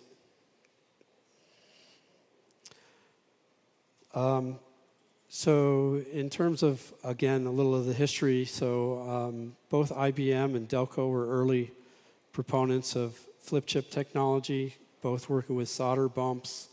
IBM evaporated their bumps, literally heated up the solder enough that it would turn to a vapor and then condense on the wafer. And Delco stencil printed a solder paste to form the bump. But what's done today is more along these lines. And again, this is kind of the same kind of build-up process, so I won't go through it in detail, but it's the same kind of thought process as I showed before for RDL, where you're creating a seed layer, and then you're patterning it. You use the seed layer to plate up the bump through a photoresist mask. You remove that mask, etch off the seed layer, and you're left with what either a trace or, in this case, a bump.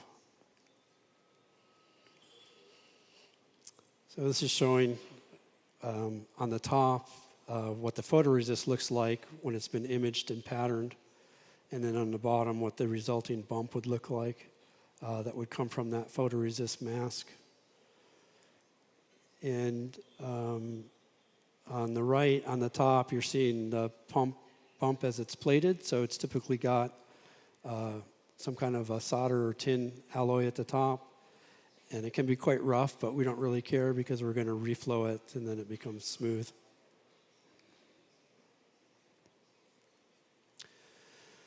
So again, just an example of where a flip chip might be used. This one happens to be in we call it a flip chip CSP or flip chip scale package.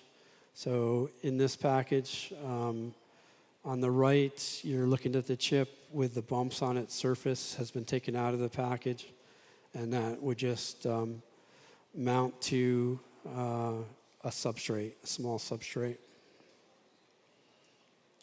And this is a cross-section of the same part. So that chip is flip chip mounted to the substrate, and then it's molded around it to protect the chip. And if you see in the top right picture, there's a lot of spheres in that mold compound. And that mold compound is highly filled, typically with silica or silicon dioxide fillers, so maybe 75% to 85% by volume of fillers, and that's to control the mechanical properties of that material. There's other kinds of bumps, depending on the application, not widely used, but widely used for display drivers are gold bumps. And this is where tab also comes into play sometimes. And gold bump is nice, soft material, easy to bond to for the tab tape. Sometimes these bumps are attached not through a metallic, normal metallic kind of bonding process, not like a welding process or a soldering process. In this case, you see there's some conductively coated polymer particles, and they just kind of get wedged between the trace on the flex film and the gold bump. And when the adhesive cures, it keeps those contacts in place.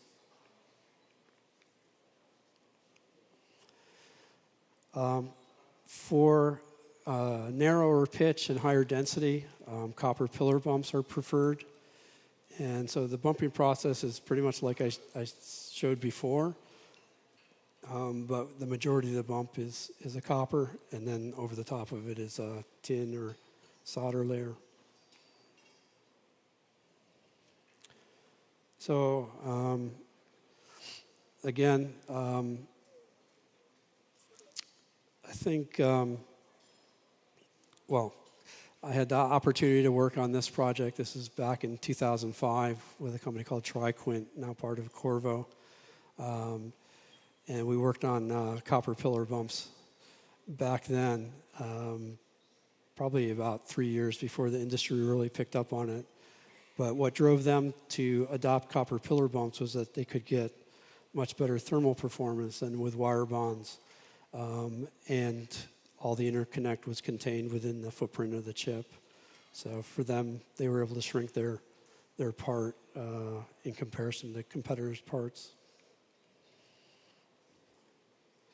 So the main reason to use a copper pillar bump is for finer pitch. So you can shrink the pitch down to 55 or 35 micron. You can have high bump density, tens of thousands of bumps on a chip.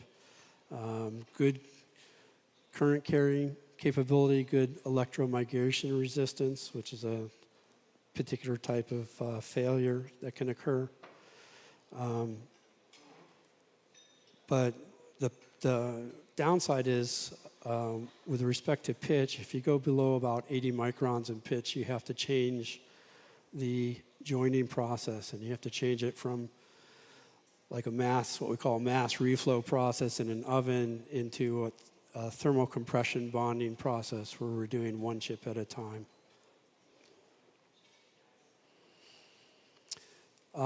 There's all kinds of ways people design their bumps.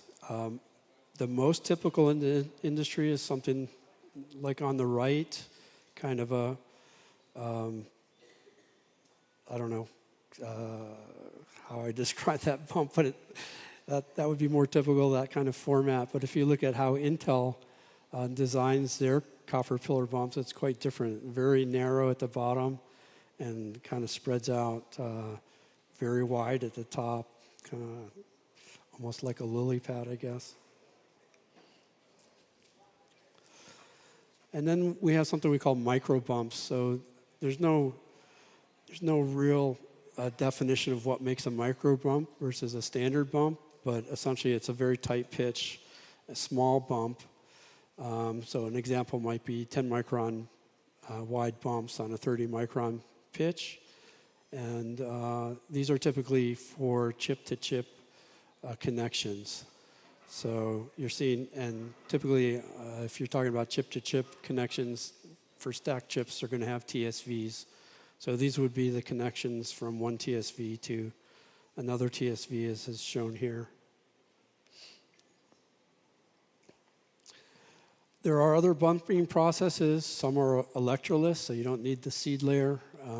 The material can be applied all within a chemistry bath, but these are not in high use. And again, depending on the application, people have looked at all kinds of strange bumps. So I'm just showing an example here where people were looking at making, they call them polymer bumps. So essentially creating a trace that went over a raised polymer. polymer portion and using that as a bump for interconnection. So the trend in packaging always is smaller and denser and lighter, thinner. And so if the package is getting smaller, that means the bumps have to be getting smaller too. And so that's what the trend has been over time. And starting with solder bumps and then going to copper bumps and smaller copper bumps.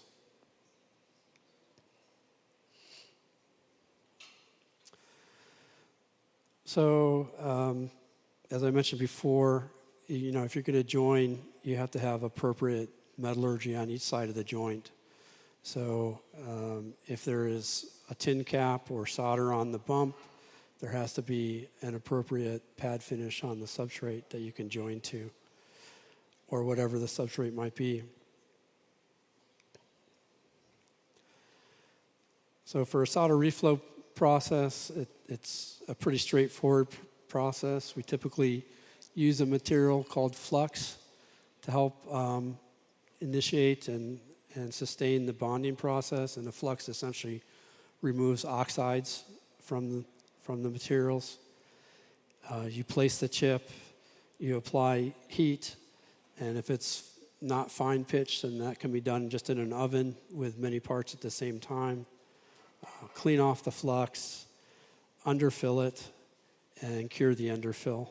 And that would be a typical solder reflow flip chip process.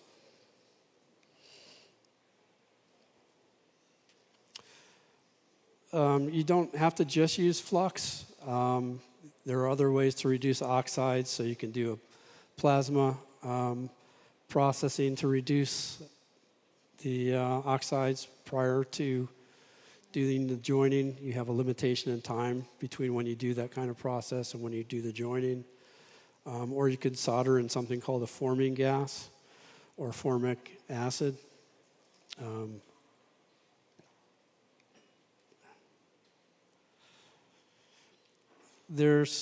I won't go into all the detail here, but there's a kind of a prescribed way to go through a soldering process, a preheat and a soak time, and then you want to reach your reflow temperature, but then cool as quickly as you can. And this is all kind of very well thought out, how to do these processes. And what results is a joint that's really a combination of the materials on each side of the bond. And you form what we call an IMC, or intermetallic compound. So, for example, if you have copper on one side and you have a tin-based solder on the other, you're going to form intermetallic compounds that are elements that combine both copper and tin. So you might have something like Cu6SN5 or Cu3SN. So these, and that's what the joint is. That is what holds things together.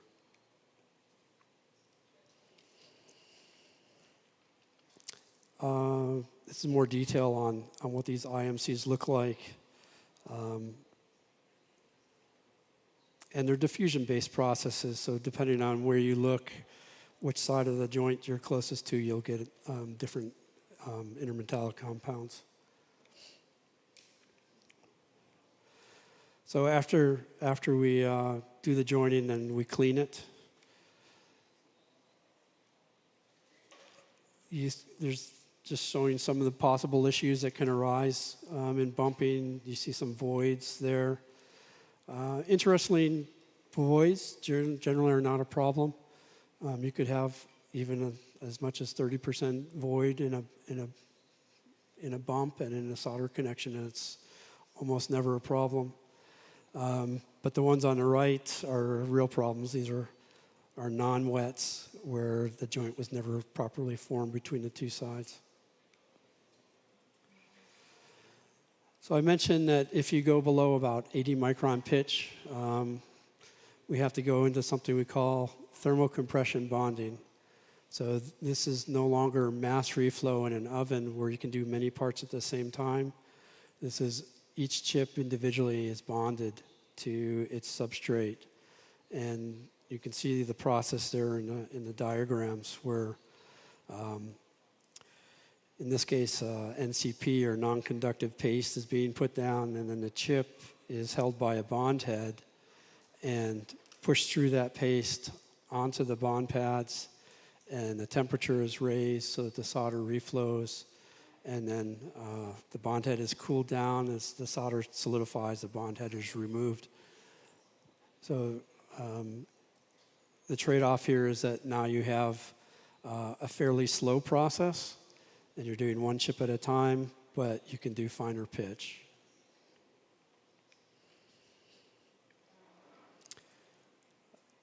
So you can see, again, there's all kinds of issues that can arise. The one on the left is a non-wet. The joint hasn't been made.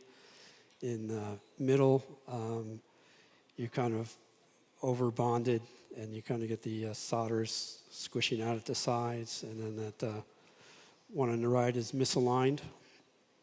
So it's, if you're working on the line, these would be all things that you'd work to correct and make sure it never happen.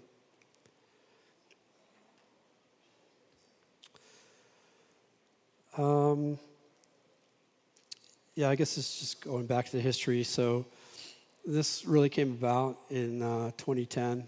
So Amcor developed this thermocompression bonding process for fine pitch back then, and it's been widely adopted since then for high density parts. So, the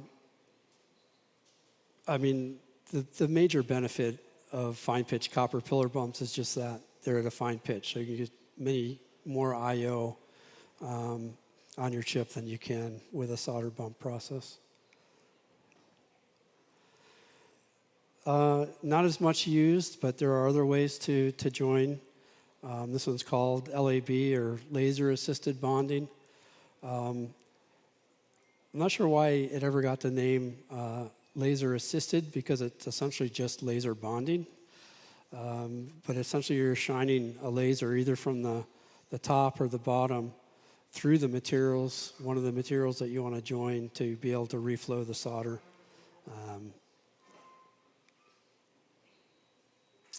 Let's skip that. And this is called reverse LAB, so you're just coming from the backside. You're coming through the substrate, but essentially the same kind of process, using the laser to heat up the joint until it reflows.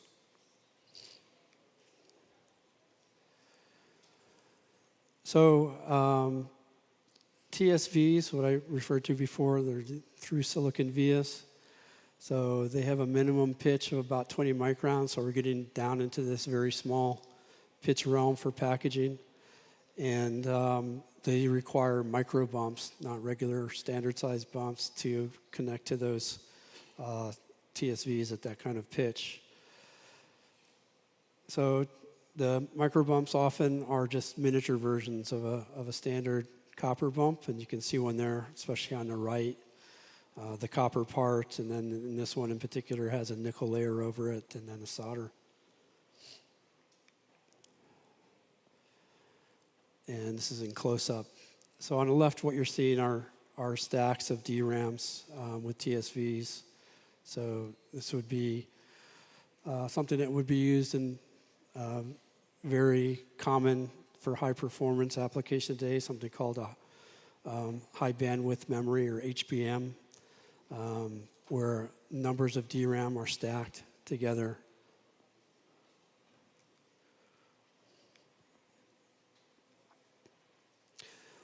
So the obvious advantage of stacking, 3D stacking of chips, is that you get a very small footprint. And it can be relatively thin if you thin the chips before you stack them.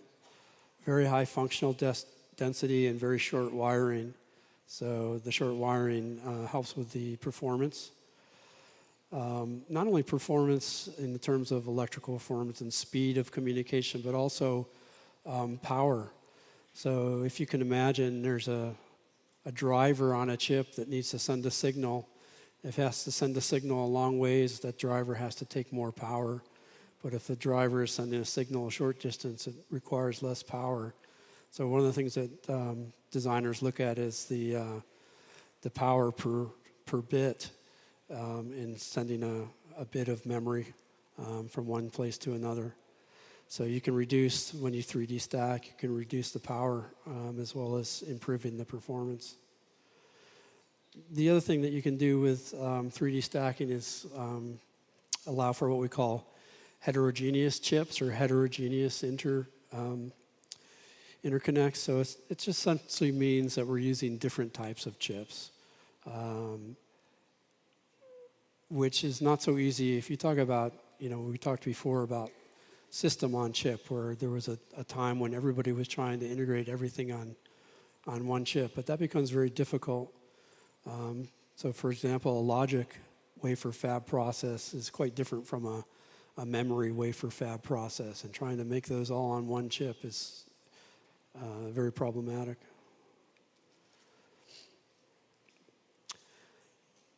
So never got picked up really, but what people had noticed in research papers is that, if you made two surfaces very smooth and of the same metal, and you put them in contact with each other, and with heat, you can accelerate the diffusion, interdiffusion at the atomic level, and make a bond. As I said, it never really got adopted at the packaging level, but we'll see in a minute that it's going to be very important for the industry.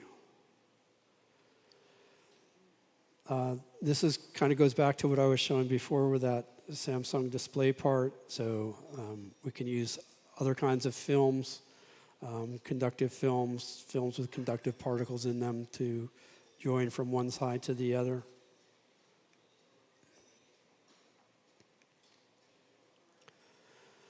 So let me talk a little bit more about RDL. We talked a little bit about it before, but I'll kind of expand on it. So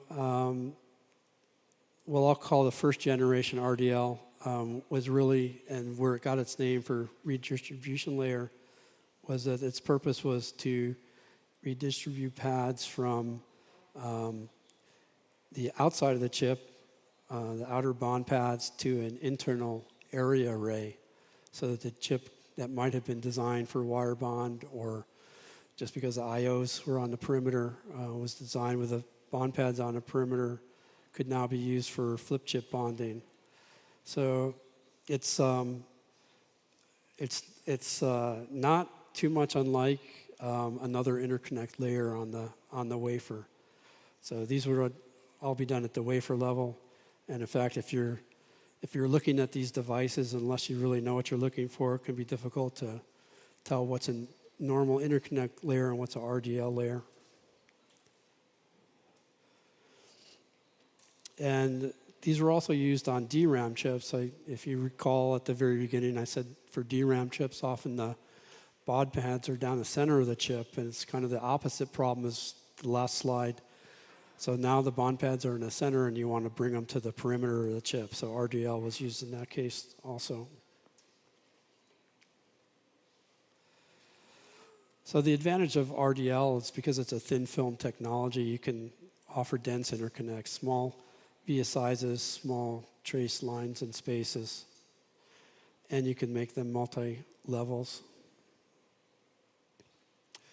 So the part on the right there is an Apple application processor, so the main chip in an Apple cell phone in a type of package that uses RDL there. You can see the thin film RDL on the bottom.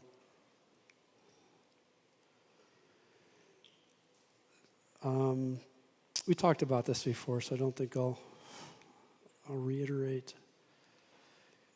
This is just showing what some of the equipment looked like for some of these processes for either the underbump metallurgy for flip chip or for RDL. We start with seed layers, and that's usually a sputtered material, which means that you're just impinging on a surface of a metal with high energy particles, and you're actually knocking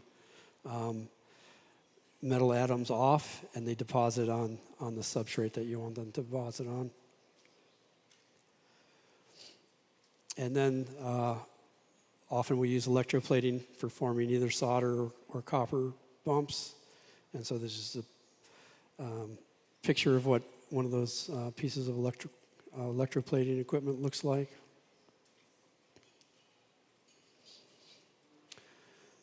So kind of the second generation and third generations for RDL. So RDL purpose sort of changed over time. So the second generation was really for what we call wafer level packages. So this essentially is, we're not dicing a wafer before we're packaging, we're dicing the wafer after package. So we call it a wafer level package because all the packing is done at the wafer level. And I think I'll show in a second another slide that better illustrates this, but it's kind of like a flip chip package, but with just bigger bumps on it so that it can be mounted directly to a printed circuit board. And for a wafer level package, by definition, everything fans in, we say, from the perimeter. So everything routes from the perimeter inside on top of the chip.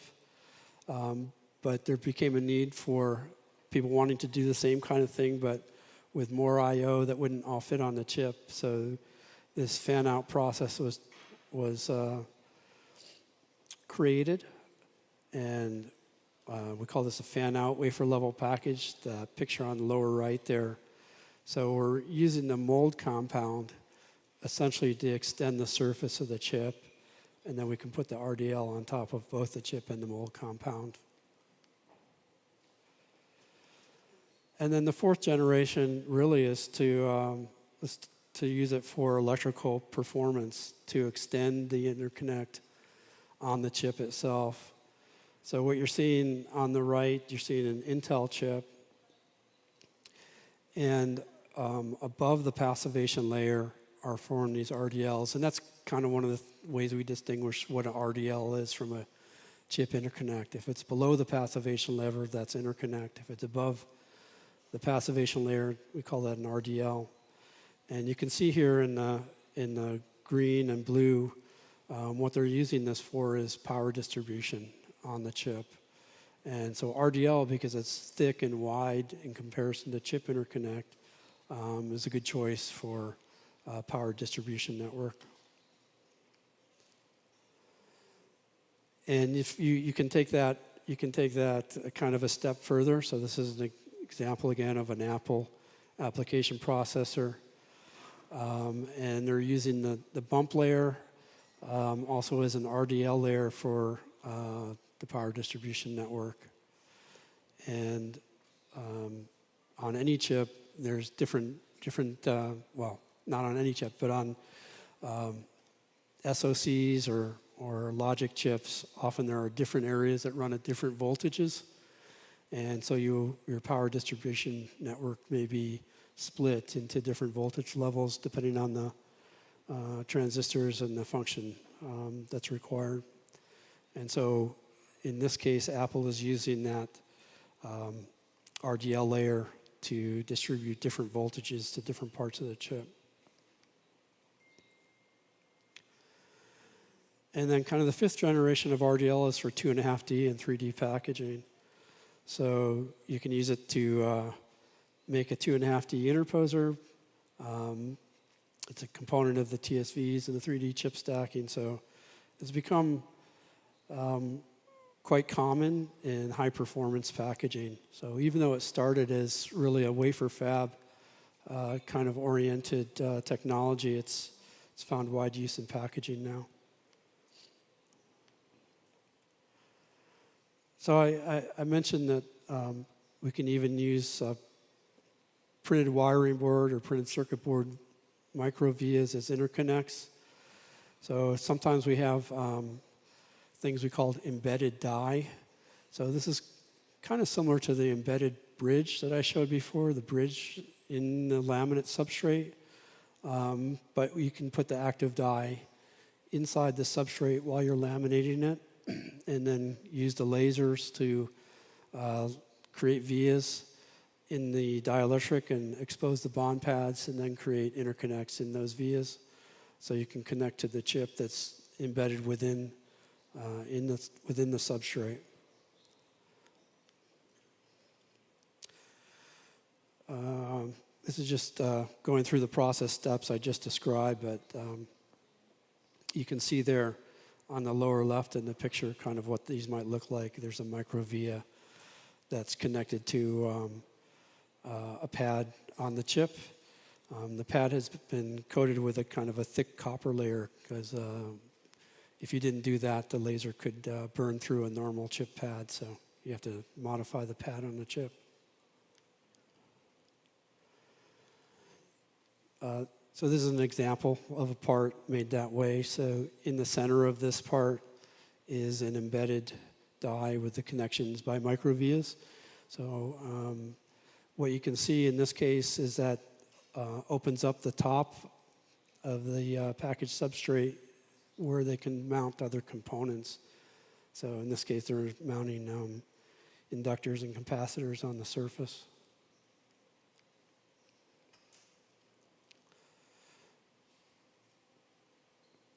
So you can imagine there's certain advantage to this. You can have short interconnects and thin packages because your chip is inside the substrate itself. Small area, open up the packages as the last slide showed for other devices to be mounted. But it hasn't really taken off in the packaging world. It's not widely used, and I think part of the reason is that typically you would have to go to your laminate substrate supplier to initiate this process, and most laminate substrate suppliers really don't understand packaging technology or dealing with wafers and chips, so not widely used.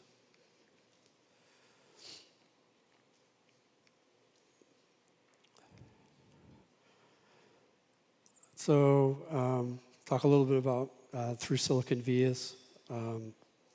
So as I said before, these are vias that extend all the way through the silicon chip. And so you can route signals from the top to the bottom or front to back of the chip. And they're formed by this specialized plasma process we call dry. And the process is pretty interesting in that you have alternation of an etching step and then a deposition of a polymer on the sidewall, and then you etch again, and you continue this down through, and so you get this kind of scalloped edge of the via if you look closely at that picture in the center at the bottom. But these vias can have very high aspect ratios. By aspect ratio, I mean, how deep is it compared to the diameter? And so that's very advantageous because you can have very dense pitch then. So this is how TSVs are formed in the fab. You can imagine you could form the TSV at the very start. You could form the TSV in the middle of your fab process, or you can form the TSV at the end of the fab process. But in most cases, it's formed in the middle, so we call this a via middle kind of process. So this part of the process would be done in the fab. So you have your FEOL, stands for front end of line. So that's the transistor formation parts, the ion implant, etc. And then you would do your TSV etch and fill the TSV with a conductor so that it's a conductive via. And then the interconnect layers would be built up on the end. The terminology there, BEOL, means back end of line. So just kind of the end processes of the wafer fab.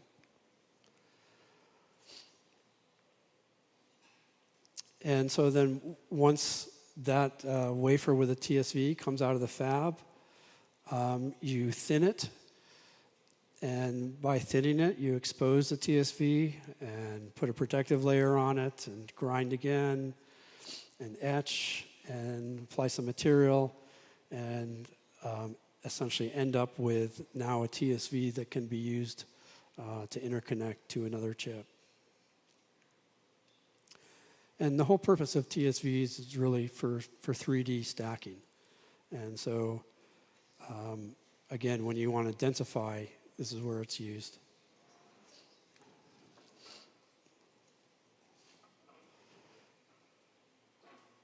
Okay.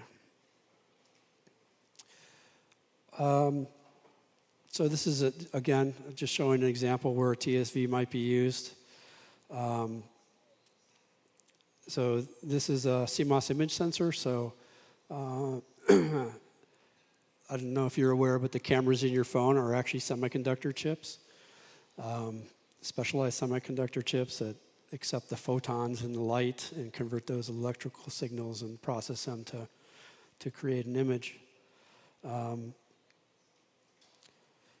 And so what we're seeing here is we call it a tear down, but deconstruction of this package.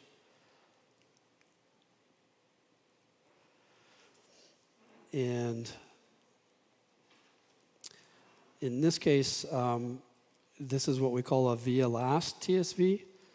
So the image sensor itself is mounted on what's called an ISP there. So it's an image sensor processor. It does the processing of the photons. And the CIS is a CMOS image sensor. So it's essentially the part that converts photons to electrons. And those two are bonded together. But the signals from the CIS have to be interconnected to the ISP. And so in this case, a via last TSV is used. So a via is formed after the chip has been formed and is used to interconnect. And you can see that on the very right, that kind of V-shaped structure is the TSV has been etched through the image sensor chip, and so that you can make a connection down to the image sensor processor underneath. So this is a better close-up of those interconnects.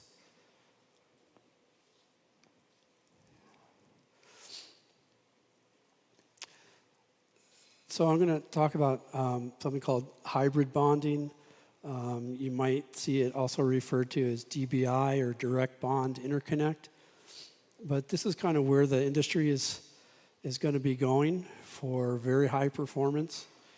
So I mentioned before that you can do copper-to-copper bonding, diffusion bonding at an atomic level, but it was never really adopted by packaging. It wasn't adopted in kind of the older times, but it's being adopted today. And it's going to be probably one of the most significant things in the packaging arena, in my estimation. So this is good for wafer-to-wafer bonding or wafer or chip-to-wafer bonding, or sometimes called die-to-wafer bonding. And essentially what you're seeing at the bottom are two different wafers. And this works only with copper interconnect processes. So you have to have a copper layer at the outside, and you planarize this copper layer, and you activate it with a plasma, and you bring the two wafers together. And the copper is formed within an oxide, silicon dioxide dielectric layer. And those dioxide layers will bond and hold the parts together, hold the two wafers together, and then you apply heat, and the heat expands the copper, and when they touch, they start to interdiffuse. So it's a very low temperature process, but the good thing about it is that it essentially can be done at the scale and the density of whatever the interconnect layer is you have on the wafers. So extremely tight pitch. This is kind of showing how this progresses. So you have to have very, very smooth wafers. You have to have the wafers processed such that the level of the copper is just below the surface of the oxide. So specialized process steps. But once you have that set up, the bonding process itself is pretty straightforward. And you can see here, this is showing that it's kind of a self-regulating process. As soon as you make that first connection in the interior of the wafer, that bond interface of the oxide will kind of continue by itself. and spread so that the whole wafer is bonded together.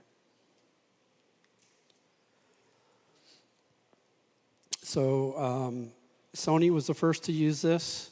They used it similar to the part we just saw a minute ago to bond an image sensor chip to the signal processor. But it's used elsewhere today. But it is just on, I would say, the start of its use. This will become a widespread technology in the near future. So TSMC, if you're not familiar with them, Taiwan Semiconductor Manufacturing Corporation, they're the largest independent wafer fab in the world, but they also do packaging.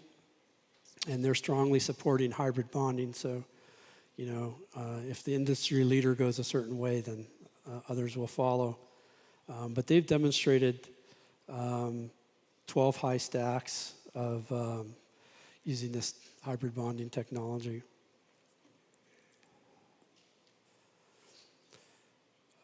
So we talked before about the memory wall and wanting to get the memory as close to the processor as possible. So AMD used this technology to do just that. They actually stacked their static RAM cache chips directly on the processor by bonding the interconnect of one of those chips to the interconnect of the other using hybrid bonding. And I guess, whoops. I want to point out one thing here too. So you can see here, maybe in the notes, so the bond pads are at 9 micron pitch.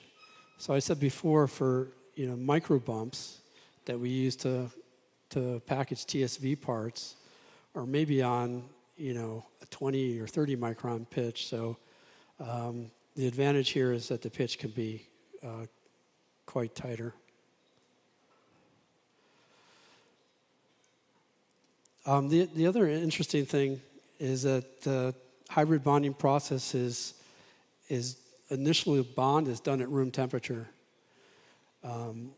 Anytime you can do something at room temperature rather than high temperature, when you raise the temperature, things start to expand differentially.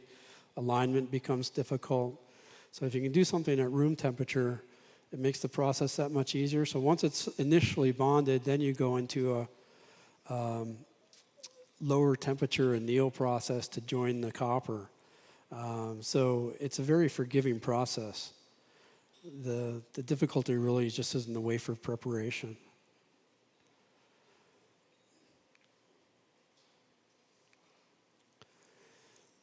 So kind of in summary here, really what we're talking about is pitch and density.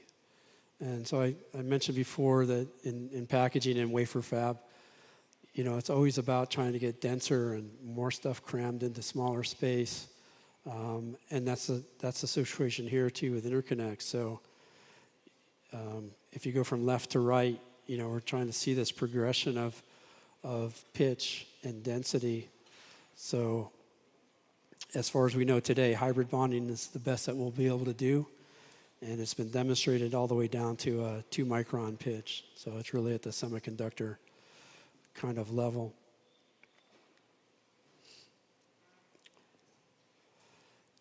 This is saying the same thing, but I guess I can't emphasize again in terms of packaging and semiconductors, hybrid bonding is just starting, but it's going to be a very, very significant technology.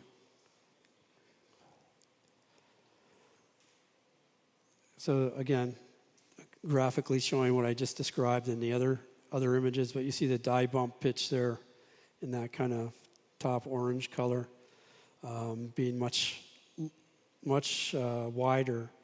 And even though it's reducing, it's not going to get to the point of the wafer-to-wafer hybrid bonding or the die-to-wafer hybrid bonding. Surface mount technology. So we talked a little bit before about printed circuit boards and that laminate substrates are essentially an extension of printed circuit board technology. And when you think of printed circuit boards, typically you're thinking of an assembly at a board level where all the components, all the packaged components are soldered to that board. So if you opened up, you know, a desktop computer at home and you saw the little black components on a green board, that's what you're looking at. Those parts have been surface mounted to the board. But we also use that technology within packages.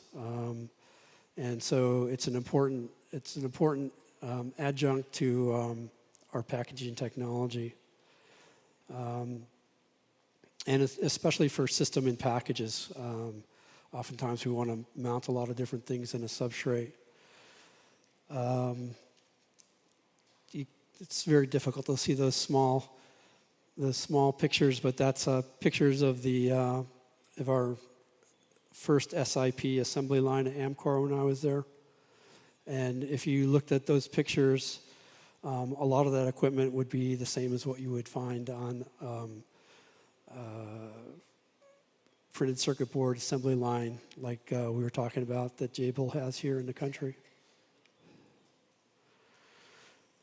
So to make these kinds of parts, we're using the SMT technology. We usually do the SMT process first. So we screen a solder paste, we surface mount and reflow whatever surface mount components we have on the part. And then we would do the die attach, in this case wire bond, but it could be flip chip interconnect of the chips. And then we would mold over all of that and cut up the parts into individual parts.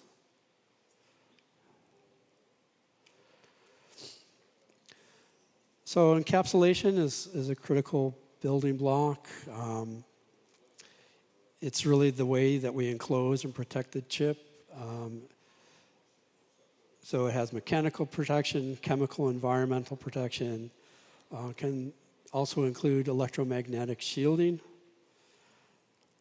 I'll show you some examples.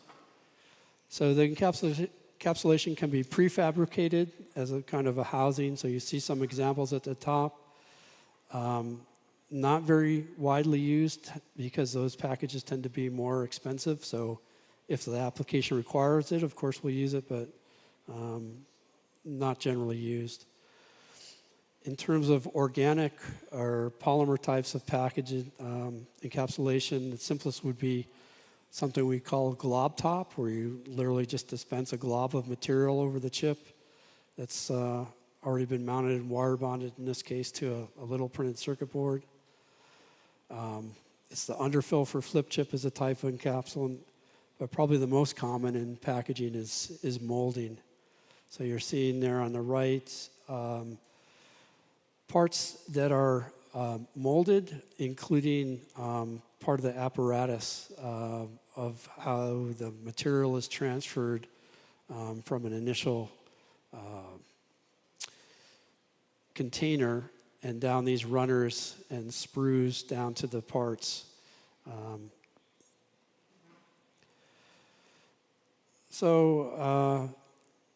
Again, back a little bit to the history.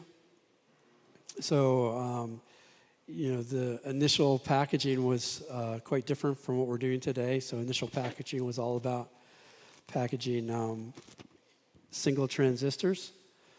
And so you see kind of interesting and what look to be quite different packages on the left than what we normally see today. And then because the wafer fab processes weren't that great, and passivation wasn't that great, we relied also on the packaging to help protect the chips. So initial packages were what we call hermetic. So they were gas tight. Water vapor and gas could not penetrate the package. And then later on, we got feeling comfortable that we could design packages that were plastic encapsulated. So if you have cavity packages, then there's a number of different sealing operations that can be done. I won't go into detail here, but glass seals and metal seals and solder seals, etc. If you remember just from a couple slides ago, I showed some of the very earliest packages. Nothing ever seems to go away in packaging, so we still have the same kind of shape packages. We call them transistor outline packages, but they can be quite complex today versus the original packages that just held one transistor. So molding is this process where we take a material and we liquefy it and we somehow make it flow around the parts that we want to encapsulate, and then we cure it. And that is a very essential packaging process.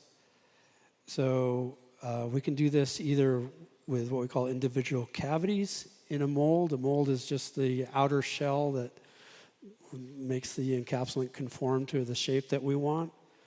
Or we can do that by molding over many sections of packages and then later what we call singulate or separate those packages into individual packages.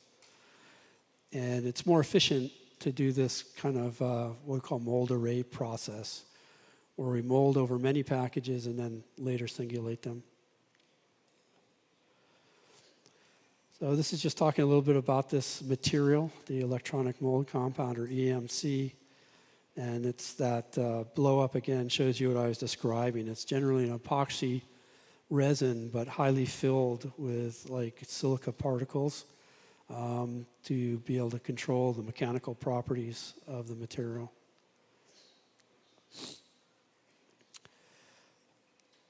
There are specialty mold compounds, so you can imagine for certain optoelectronic devices, you might want the material to be clear. But in most cases, most cases it's going to be a black-looking material. This is a particular kind of molding process. We call it transfer molding. And we can have film-assisted transfer molding also, compression molding. If we want underfill on a flip chip, but we don't want to have a separate material, sometimes we just mold the underfill. So we can do that also. And you see on the very right, kind of in the middle, is what compression molding looks like. You literally dispense some of the mold material in the center of the wafer, and then you compress it between two dies, and the material spreads and covers the whole wafer. So double-side molding, if we want to have a package that has components on both the top and the bottom side, we might want to go through a process for double-side molding, and so that has become more popular recently, and especially for RF kind of devices. And excuse me, I need to blow my nose, so I apologize.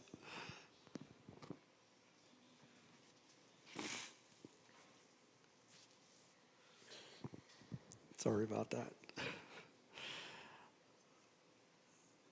And then this is just showing some of the board connections you might have with double-side molding. I think later on I'll show you a real-life example of this, and we can look at it in more detail.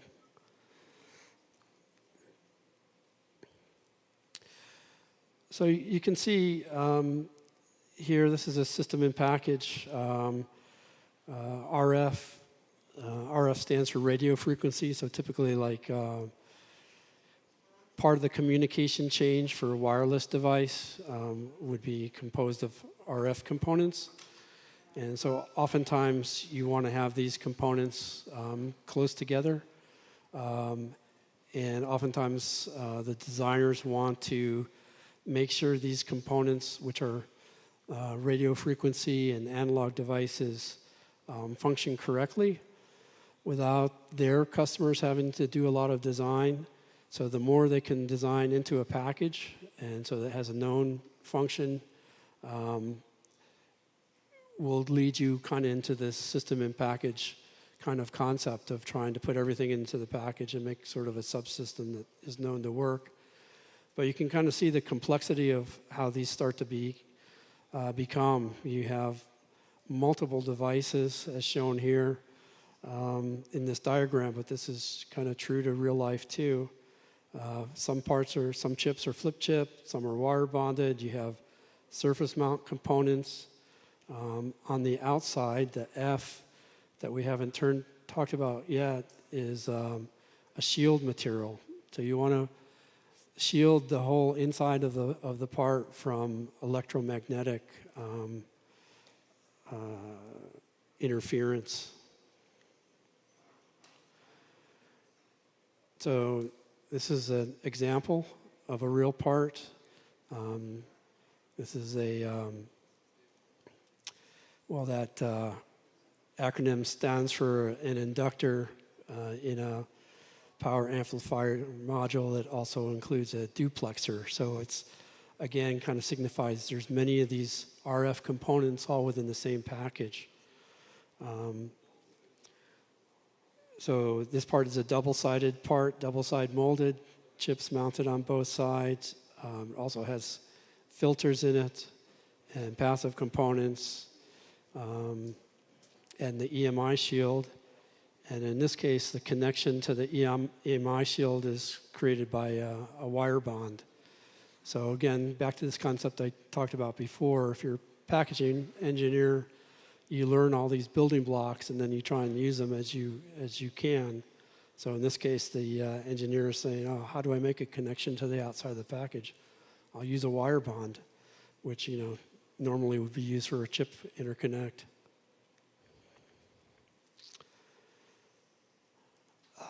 So again, in this realm of encapsulation, talking about here kind of how underfill started. So we call it capillary underfill. Capillary because there's a capillary force in a small space, and that tends to draw the material under the chip. But we can also use the molding material itself as the underfill and kind of get rid of one of those process steps. There's different types of underfill. Some we call no-flow underfill, so it's put down on the substrate before the chip is attached, so you don't have to flow it under the chip.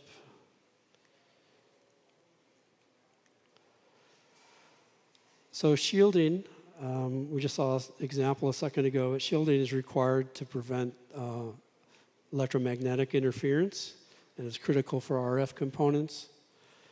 And it used to be always applied at the board level and has maybe over the last 20 years pretty much migrated to the package level.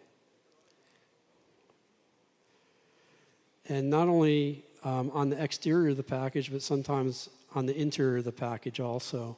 We want to shield one functional area from another functional area. So we'll provide what we call compartmental mold, shielding within the mold compound. In terms of application methods, we can sputter. So I described that process before. Use a wafer fab or for RDL, but we can use it here for shielding also. Or organic material that has conductive fillers can be sprayed, or we can use wire bonds. And so this is just a cross-section of a sputtered thin film shield on the outside of a part. And so if you open your phone and you saw a part that looks kind of silvery, that's the shield that's been applied to the outside of the package. And wire bonds can be used also. So to form a good electromagnetic shield, it really depends on the wavelength of what you're trying to shield.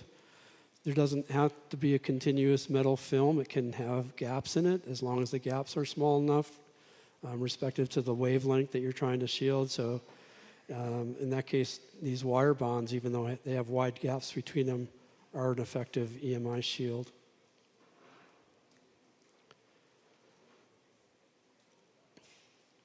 So this is just a close-up of that part we looked at before, of where the wire bond is being used as a compartmental shield, but also connects to the outside, and showing that connection between the wire bond and the thin film that's been applied.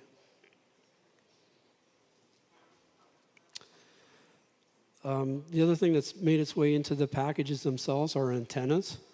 So all wireless devices are going to need antennas.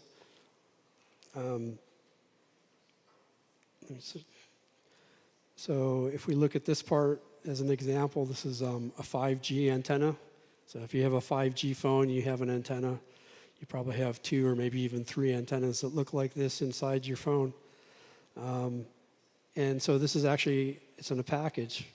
And it's got a transceiver, and it's got a power management IC on a substrate, but the substrate also has antennas built into the laminate layers. So this functions as what we call antenna in package, or AIP.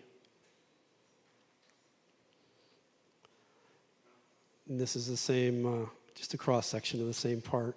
So the antennas would be on the bottom side of the substrate, on the opposite side of the core, and obviously the chips are on top.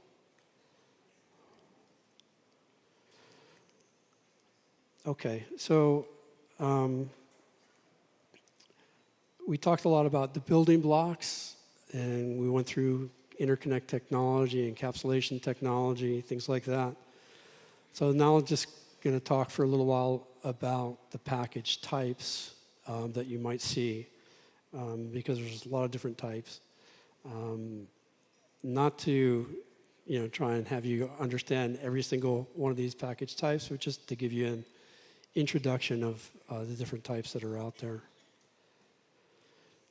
So because of history, packages started out as what we call through-hole devices. There were, in the printed circuit board where the packages were going to be mounted, had holes in them, and the packages had pins typically, and those pins would extend through the holes, and then the solder could be applied to the bottom of the board.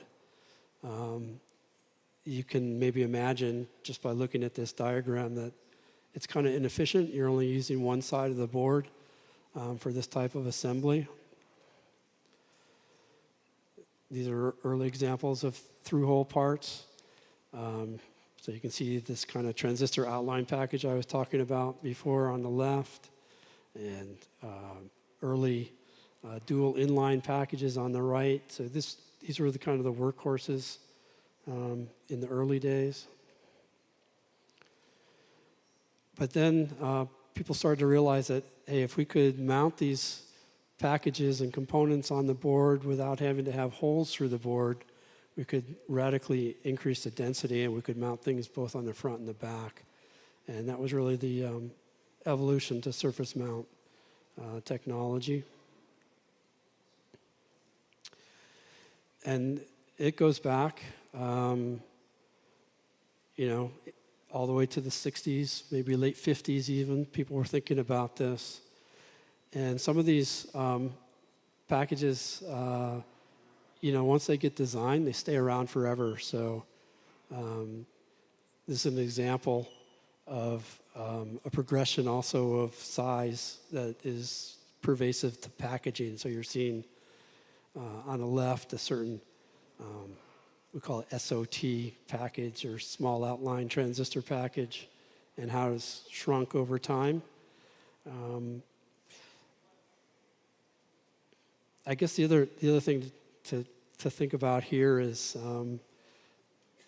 to me, when I first got into packaging, it was mind-boggling, the types of volumes of units that we dealt with.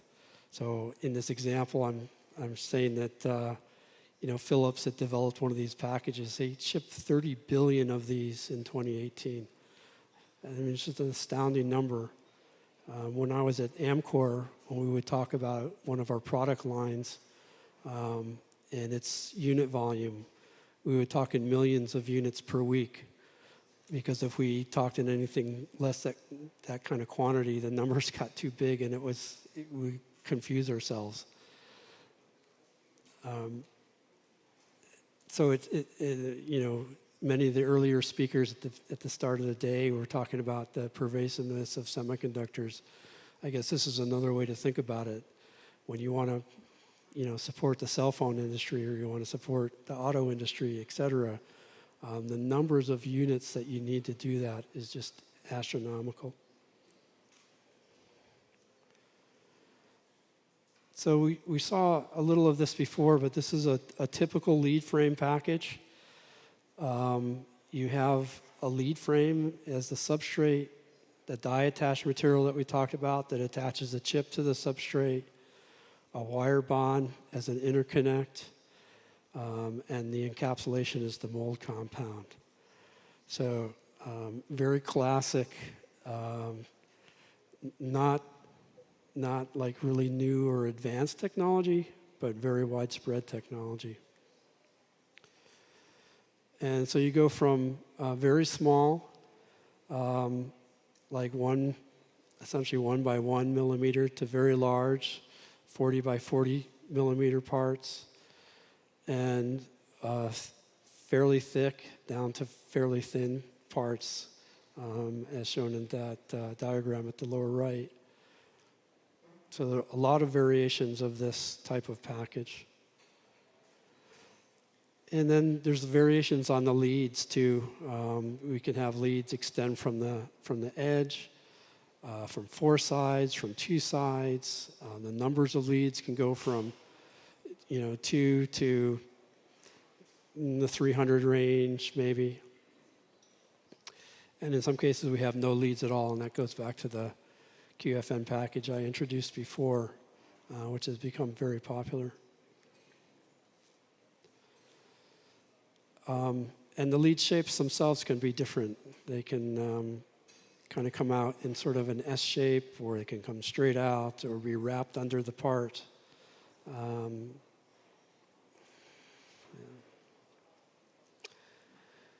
And when you have leads that extend from the package, you have to go through this process we call trim and form. So as you recall, that lead frame is all a planar piece of patterned, typically copper material.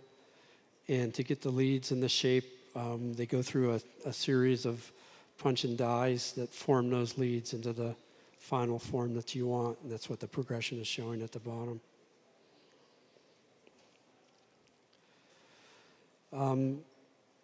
These types of lead frame packages, most of them are plastic molded, but they can be ceramic that are sealed in some fashion. And if they're ceramic, they would typically have a cavity.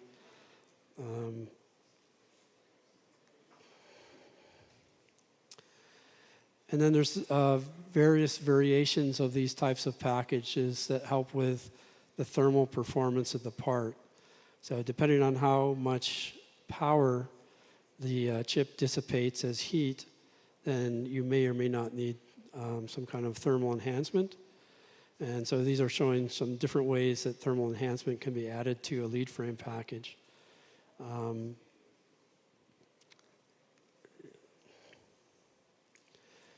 And this is just showing some of the variety. So this is just a sampling too. This isn't all of them. And there are many, many standardized packages out there originally developed for a very specific application and got adopted by other applications. And still more.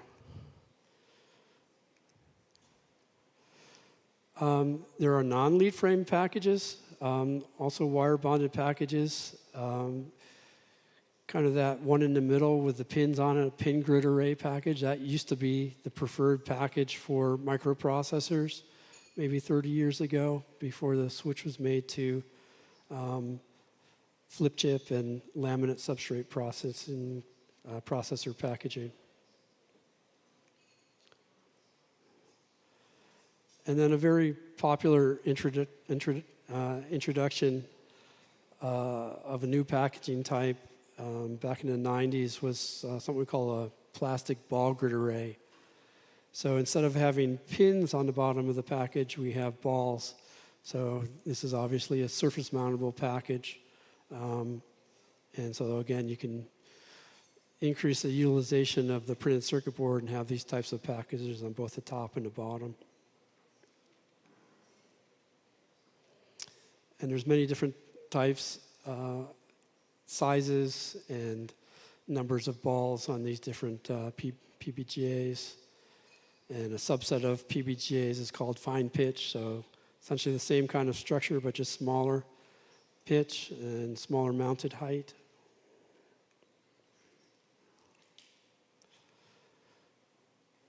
So I'll spend the next little bit talking about advanced packages.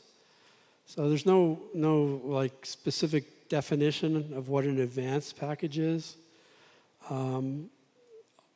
Sometimes we just look at what's more recent to say that it's advanced, and so that's one way to look at this. But generally, we're trying to employ a little bit more sophisticated techniques than maybe other packages do. And so I'll go through this list one by one. So I introduced this before. This is the quad flat no lead package. It's a type of wire bond lead frame molded package. So in that sense, it's kind of traditional. But what makes this different really is that there's no leads extending from the package, and the leads are bond pads are all on the bottom, which also means that the chip bond pad can be on the bottom, or package bond pad can be on the bottom where the chip is, so it offers a good thermal path. And you can imagine that rather than leads that extend out beyond the package and solder to the printed circuit board, the connection here from the chip to the printed circuit board is quite short. It's just that wire bond connection to the lead frame, which immediately goes down to the printed circuit board, which isn't shown here. So it's quite good performing package and made with traditional processes and materials, so it's not a very expensive package. We can also use flip chip within that kind of package. In fact, in any kind of lead frame package, we can use flip chip rather than just wire bond. So essentially there, we're just making sure that the appropriate lead finishes on that portion of the lead frame where we want the flip chip to attach to. And in general, anytime we move from wire bond to flip chip, we're improving electrical performance. We're reducing the electrical length that the signal has to go, and reduce the inductance. I'll skip that. So lead frame packages have become a lot more interesting over time, I guess. It used to be that everybody would stick within just a standard kind of package and a standard way of applying a chip, one chip per package. But over time, these have become multi-chip, or in this case, they're attaching big inductor on the top of the lead frame, et cetera. So it's really up to the imagination of the designers and the packaging engineers what can be done with any of these packaging technologies. And this is the same part. It's just showing the electrical advantages by integrating things inside the package. And more examples,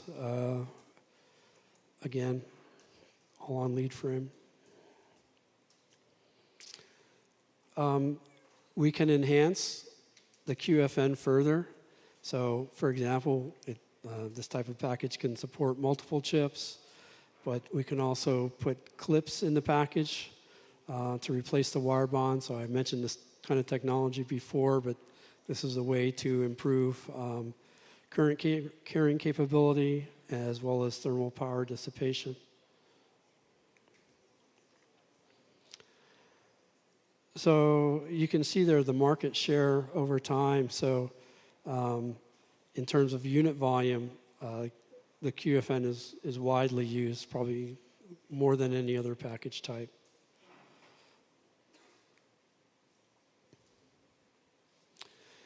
And we talked about this a little bit in terms of the interconnect, but these are varieties of flip chip packages shown here. So again, anytime we have bumps on the chip as the interconnect, that would go into a flip chip package. And again, one of the major drivers for going into flip chip versus wire bond is the performance. Electrical performance is much better, but also we can support much higher density of I/O. So if you have a high I/O chip, chances are it's going to be a flip chip.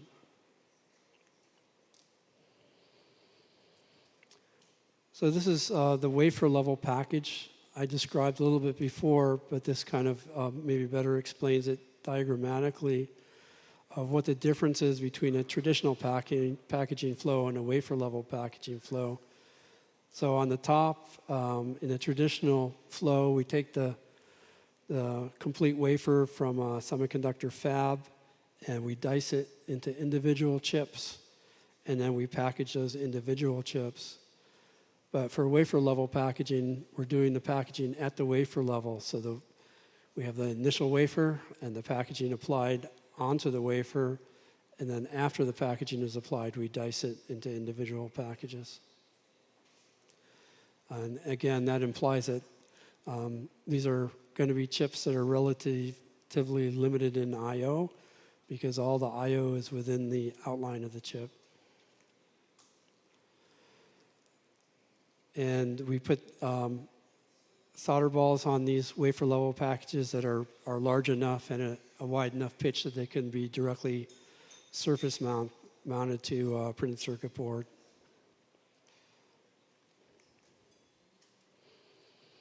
And these came about in the late 90s. A company called National Semiconductor is the picture of the first parts that came out. But you can see it looks essentially like a flip chip. And essentially is like a flip chip, except that the bumps on it are solder balls. And unlike flip chip, where we typically electroplate the bump material, on wafer level package, we usually use a preformed solder balls, and we drop them onto the surface of the chip into some flux that has been placed on the bond pads, and then just reflow them in place.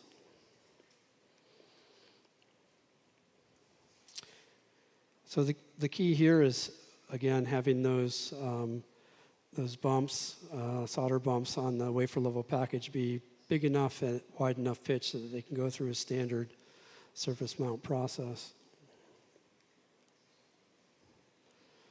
So wafer level package is really not much of a package to it. A few thin film layers and a solder ball. So that has, but because of that, it's a very thin package, right? It's not much thicker than the chip itself. It doesn't extend beyond the edges of the chip, so it's no bigger than the chip. So in any areas where space and thickness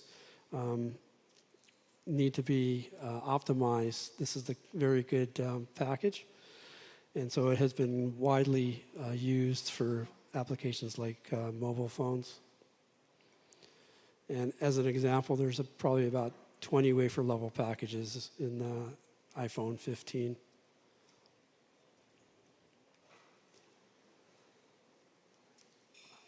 I think I'll skip, this is kind of detail about how you might form the bump on these. So again, kinds of applications here, typically applications that are mobile. And so this is just an example. This is a Samsung transceiver from their S8 mobile phone. But the solder balls on these look deformed because as you remove these from the circuit board, a lot of the solder stays on the circuit board. So you're seeing remnants of what were solder balls.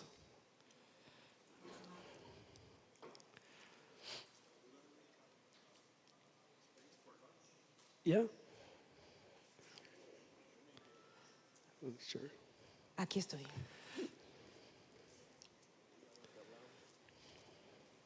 Miren, vamos a tomar una pausa, es momento del almuerzo. Hemos tenido una mañana. Pero antes vamos a darle un aplauso y un masaje. Ahora sí, entonces, explique el proceso de que vamos a ir. Ok. Entonces, vamos a ir al almuerzo por orden de este lado hacia aquel lado. What's that?